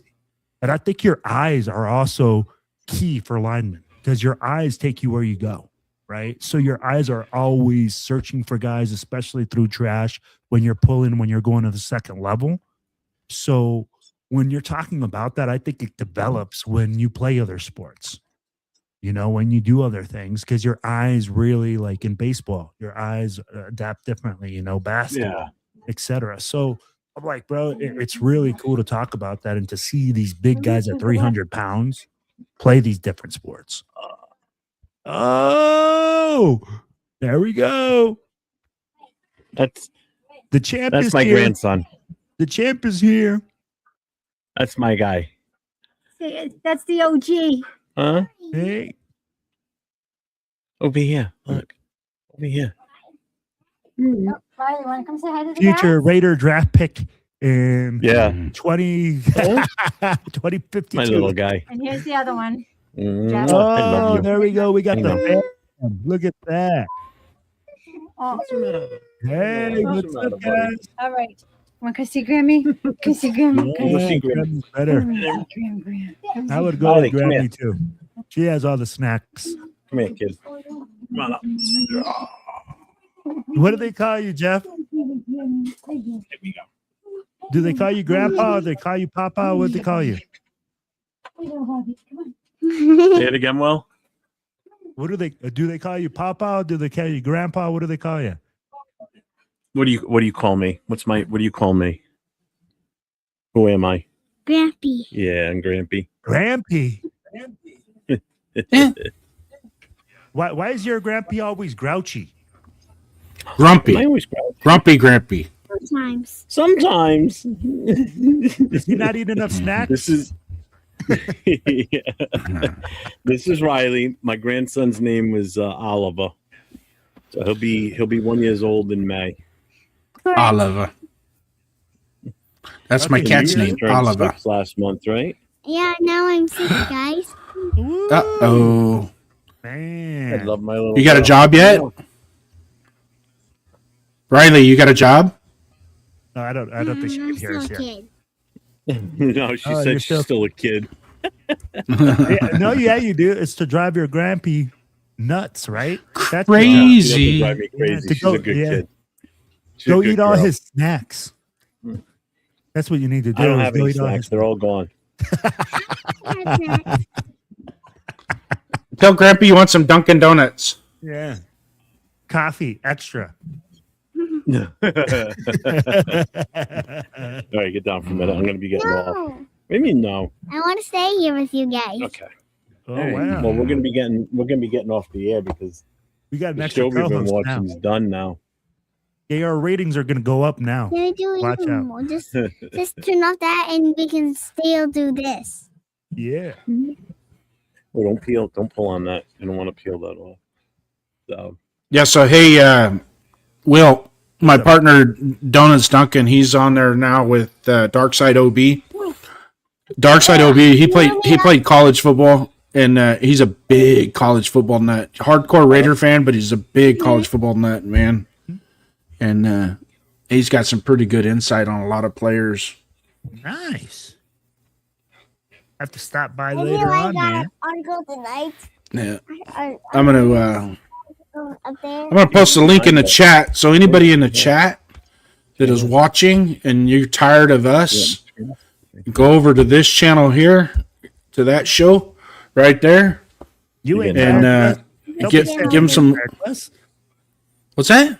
They're not gonna get tired of us, bro. No, I don't think so either. But I know we're gonna wrap it up here soon. The skipper's got family things going on now, and yeah, they came over for that, so we're gonna have dinner too. but yeah, you guys, the link is in the chat. And then if you guys could be so kind, hop over there and show him some love, man. Get him some views. This is his very first show by himself, so I know that it might not have the pizzazz that me and Jeff have to offer you on the stage, but both guys are super knowledgeable. They're constantly on top of their game. So, You like the blue team? so please do that, and then give them thumbs up. Strike them thumbs. Do it for us too, for this show.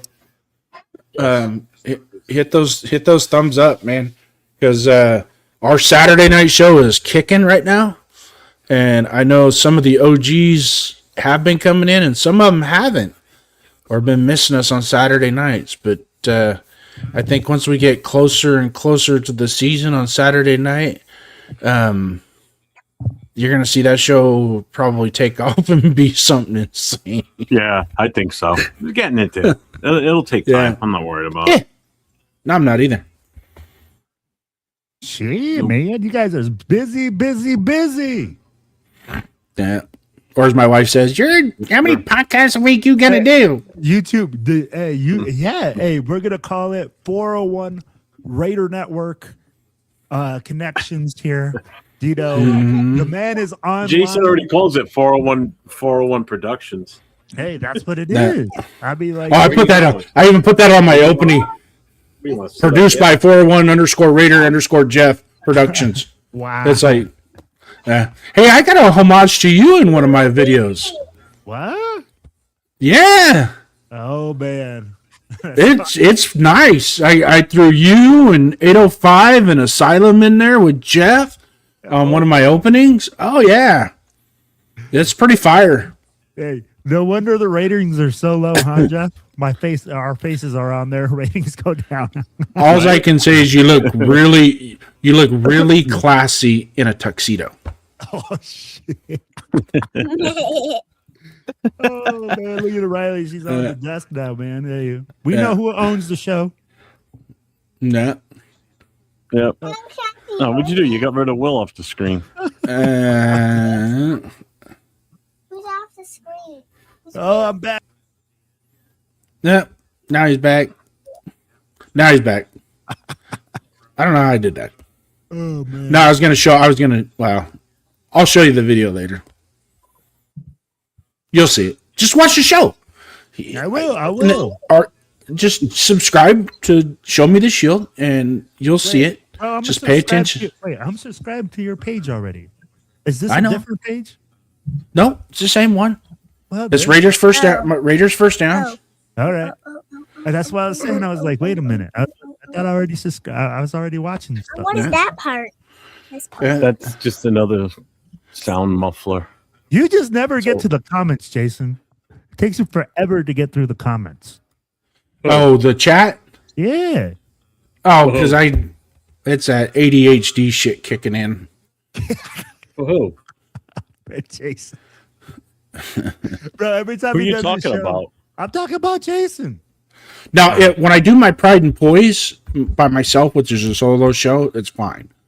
But if I do it like a combo type thing with somebody else on a show, I think I forget that, hey, maybe you should pay attention to the chat while the other person is talking.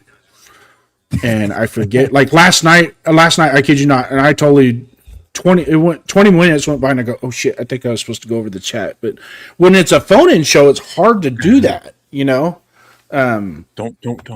Because we're trying to push the phone-in part of it more than the chat. It's like, hey, if you got something to say, instead of thumbing it, why don't you call us?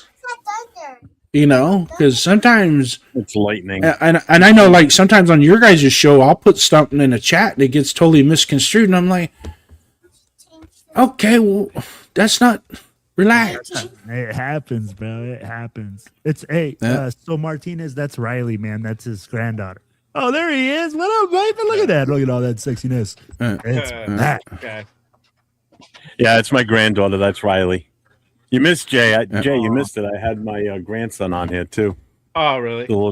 My little chunk of butt. Yeah. I know, like you said, she's so cute. Hey. Yeah, what's up, Martinez 209? Salute, brother. My kids look jealous. Salute, baby. But yeah, you're right. I think last night I missed you a couple times in the chat. And I was like, oop, there. Oh, yeah. I know Will said something. Nah, he just skips me over. So that's why I'm just like, asshole. It's because I gave him instructions to not bring up Will's comments. I don't want to hear his fucking takes. I know you guys are fucking assholes. You guys are assholes. It's a little bit up. Bunch of Yeah, but bullies. now they can't see me, and you're blocking my face. What's up, Martinez? Oh man. Okay, that works. Jay's always bullying me, guys. But I will give a shout out to some of the guys last night that were on. Martinez 209 had some great takes. Great Value Rock had some really good takes in the chat. Frank Weber's always Frank is Frank. You can always depend on him in the chat. Hobo Raider, he does a pretty good job with his takes as well. SoCal Sal, just got to be at the right place at the right time with him. He does really good takes as well. We were actually really concerned last night for Bueno because we had a missing persons alert on him. And it was so we had to. I know Rorschach said he saw his picture on the back of a milk carton. We were getting a little concerned. She booted me. Who did? Was it her? Oh, she did it? Oh, you must have hit the keyboard. See, that's why you can't touch the keyboard. Stop touching things. I made Jay go away. Look. Beep, beep, beep. Like, I'm booting everyone. Jay's right here. That's right here on this one. See? That's Jay right here on this screen. He's waving. He's waving to you. Say hi. Hi. Oh, she's so cute. My daughter gave me the I've been stink booted eye. off my own show. Oh, your daughter gave you the stink eye, bro? I've officially been replaced as the host on this show. See, I told you we have options. She'll just sit here and I'll just talk in the background. Yep. Okay. Oh man, look, Jay, are you doing some negotiations over there on your side? Is your Oh yeah, daughter- my daughter was giving me stink eye because like I'm telling you, oh like Jeff's granddaughter's cute. Like her little guy. My daughter's like, I'm like, oh, fuck. Okay, About me, bro? all right. Why you telling other little girls are cute? I'm the only one.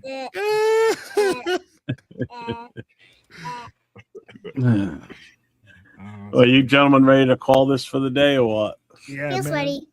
Are you trying to get rid of us? Huh? Besides good peeps. I would get rid of us for grandkids. Trust me. That's the most.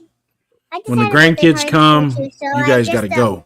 Yeah, you say you guys. No, do not go, everybody. Unless you want to take off, and I'll shut the show down myself. It's up to you. I'm Yeah. fine with that. We're having a good time.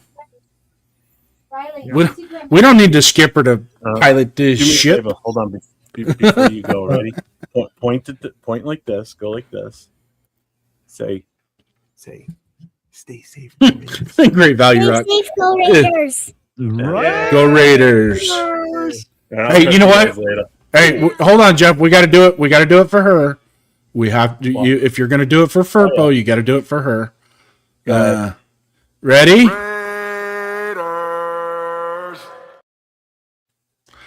That was for you, sweetheart. There you go. Hey, kiddo. Keep Grampy happy. Go see Grammy. Here. I'll see you after dinner. Yeah, take your jacket. Now you want to see a Come legitimate back, smile buddy. on somebody's face. That right there. Yeah. Look at that smile. His Yeah, glasses I'm are about ready to fall off. I love it when they come over. Man. Yeah. Pop. All right, I'm gonna back out. I will see you guys later. And Okay. hey, Enjoy stay safe. your- Go Raiders, baby. See you, Skipper. Thanks for everybody. Love you, for brother. being here today. Appreciate everybody. Love you all. See ya.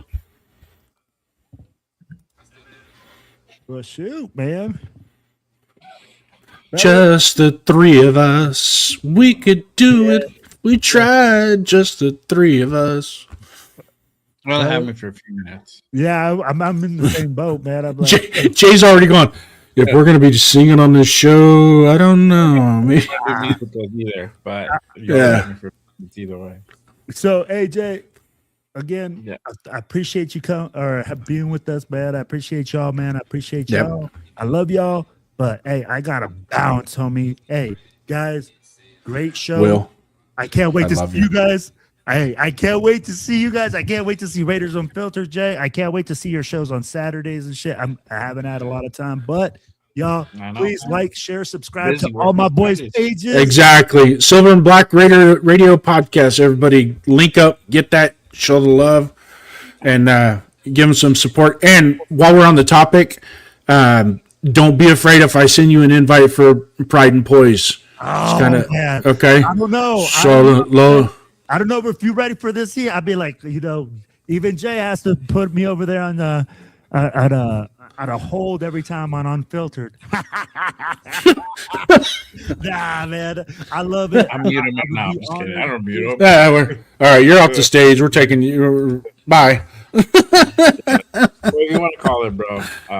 Yeah, I've enjoyed it. I really appreciate you bringing me to light on the Linderbaum thing because I did not. I thought that 22 to 23 million was going to be a stiff one, and when you came at me with 30, I'm like, "Are you kidding me?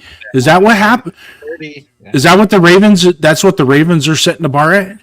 No, that's his market value. He's about 30. Really? Mm-hmm. Yeah, he's a really, really good center. Yeah. Oh my God. It's they didn't pick up his fifth, but that doesn't mean that they can't re-sign him. But obviously they're just trying to save a little bit of money. So that's why I said, like, I feel with the Ravens, there's a cap somewhere, right? But nobody knows what that number is, except their GM. So it depends. We will get in a bidding war, but I believe it's going to be with another team. So it all depends.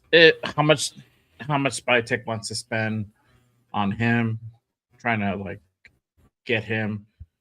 But if it's a no go, I mean, So do you think if we went 10 toes in at 30 million with him, I'm throwing a hypothetical out there for you. We go 10 toes in 30. We're going to throw the 30 million at him, like at the market value, which is going to really suck up a lot of that for a non quote unquote performance player, right? Do you think it would be worth it just for him? Well, he is a performance player because he's your center. He's going to be running that offense. No. Well, I'm talking about skill. I'm sorry, skill player, not a non-skill player. Because your skill players, obviously, they take a bigger chunk of your cap. Right. I think like at this point, the way we had so many, like the way the deficiencies we had in the offensive line this past year, especially at the center position, we need to go ahead and get a quality guy. And this is the thing that Leonard Baum offers. Like he's been a center for 6 years now, also a Remington winner. So that experience from what Leonard Baum has to JPJ is much That's more. his natural position, yeah. That's his natural position. He's been doing it longer. He's been doing it in the league longer. So you're getting a lot of experience. You're getting that 30 million plus. Trust me, you're getting it. You're getting your dollars worth and then some. So that's why he's going to be highly sought after. It is going to be most likely a bidding war, and it just all depends on how much Spytek is willing to go ahead and spend to bring him in. Now, like I said, if they decide he's worth too much, we don't want to pay that amount. Okay, then you still have JPJ. You go ahead and draft a center. If you're going to start JPJ, you can go ahead and kind of lean back and draft the center in the later rounds, 4th, 5th, so on. Or if that's not your plan, if that's not what they want to do, then you're going to have to go ahead and pick up a guy in the second round. That's just kind of how it goes. So we'll see what happens. Obviously, the free agency is going to start, in 7 days now, 6 days, something like that, 11th. So 10 days, excuse me, because today's the 1st. So 10 I think days.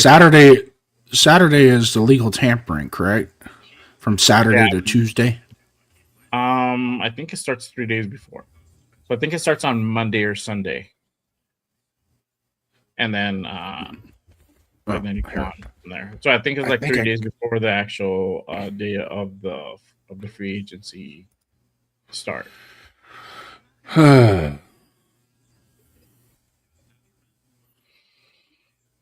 Think of legal tampering. 10th, 11th. Okay. Yeah. So it's 3 days. So the 8th.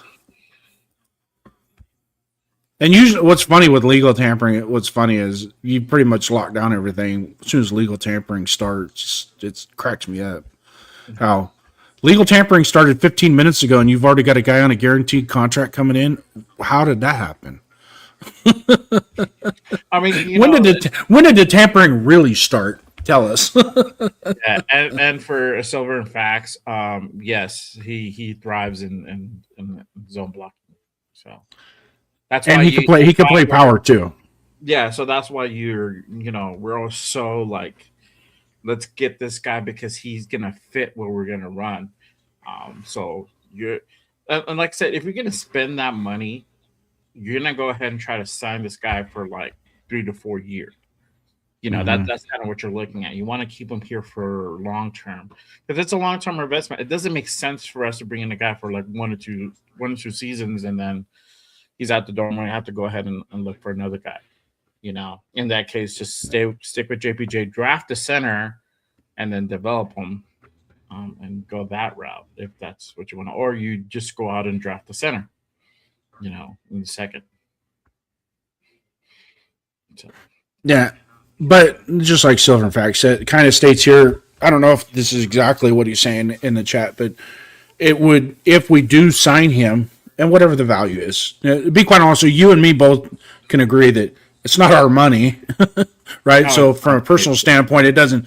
If it costs us that much to get a quality center, to where we can take us back to that Rodney Hudson and that Barrett Robbins type center of the offensive line, because and I know a center of that caliber can make both guards that much better too.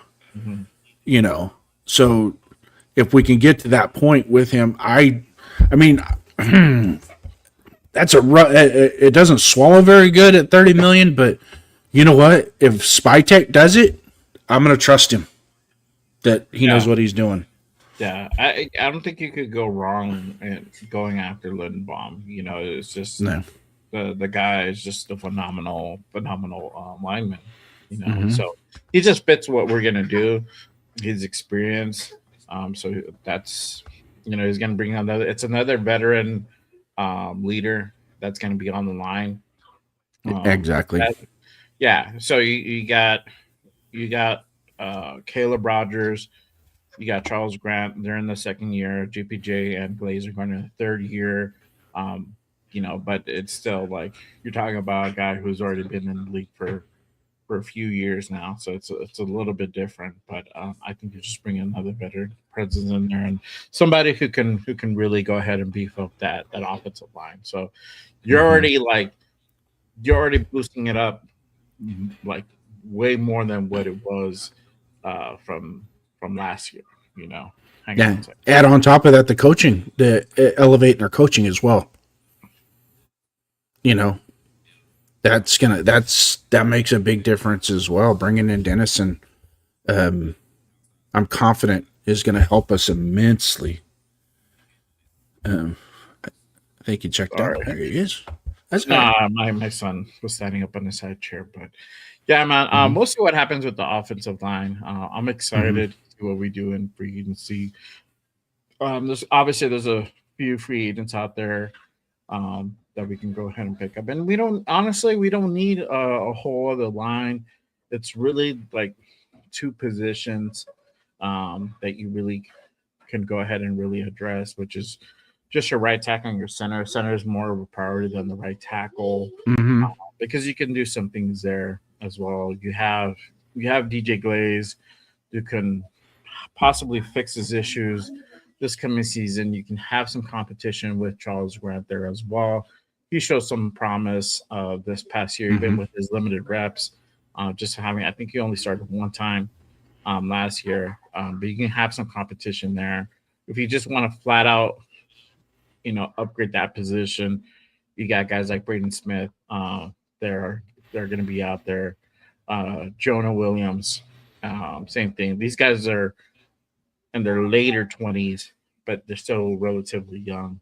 So again, there's options out there. We're gonna definitely see an upgrade in that. And in 2015, that's how we kind of built that offensive line in 2015 as well.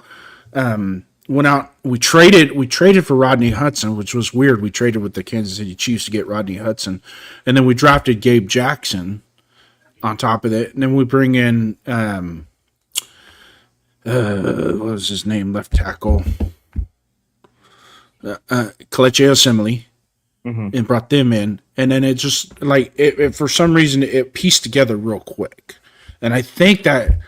I myself think you can piece together a really good offensive line fast. You can do it quick. You can pretty much do it overnight if you do it right, and not have to depend on your foregoing a second round pick, because your top 3 rounds they have to be. You have to get that guy that is just going to make an impact on the team, whatever position he's playing. It just has to be a dude. You got to get a dude. At 30, especially at 36, you're picking in the top 40. Usually, those are the guys that are going to make a huge difference on your team from the start. As soon as he leaves the equipment room and goes out to the practice field, he's already made an impact on the team. Yeah, and Donald Penn was up there as well. Thank you. So it was it was interesting how that offensive line came together real quick, because in 2014, offensive line was a little shaky. I mean, we had drafted Gabe Jackson, but in 2015, you really start to see it solidify and come together. And then in 2016, it was probably one of our biggest assets that allowed, Jalen Richard and Latavius Murray to be effective in the run game as well, and our pass game. So I think it can be done. If anybody can do it, I trust Spytek can do it. And, I hope they get aggressive with Linderbaum. But at the same time, be aggressive with some of the, Connor McGovern's he's not a bad, consolation prize if we can get him. Yeah, McGovern, but I don't. And like I said, I feel like you have JPJ in the building. You can go ahead and always, put him up to run center. Some of the skill sets you can teach. I don't think it's like out of the realm of possibility. And it's not like he's never done center before. He was our center, and he played center in college and good enough to a point where he's a Remington winner. So he's very familiar with the position. I think he needs the right coaching to kind of master that. And the thing is, it's going to take much longer for him to kind of master that and be able to call out blitzes and schemes and like that and audible. So there's a lot of things that they have to go ahead and do for that position. So I think it's just going to take much longer for him to really like get used to that method, right? So and that's the difference between bringing a guy like Tyler Linderbaum, where it's just like it's a plug and play essentially. It's totally different. He's like, this guy just has to learn the exact scheme and then he'll just implementing it, as opposed to like now like JPJ has to learn all this other stuff, or really refine it more where it's actually impactful. So it's a big thing. But you're right. Yeah, right. Having JPJ is kind of that joker in the deck that you could play him as an ace or you can play him as a king. Yeah, exactly. So it's just kind of how you go. We have options, and we have a pretty good backup. It's not like, oh my God, what are we gonna do now? It's like you have him, and he could definitely do it, and he can do it pretty good.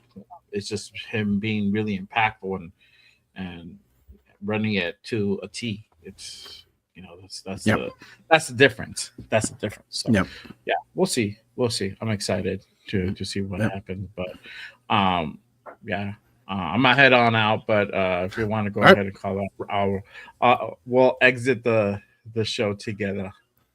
I will throw it up there, and then the boss wants me to run the clips, and I'll do that as well. And so be it. Jay, you take care, brother. We'll keep in touch. All right, man. Appreciate Love you, man. Thanks for having me. Yeah, same, brother. All right. Yeah, take care. Salute to the rest of you guys. Thanks for coming in.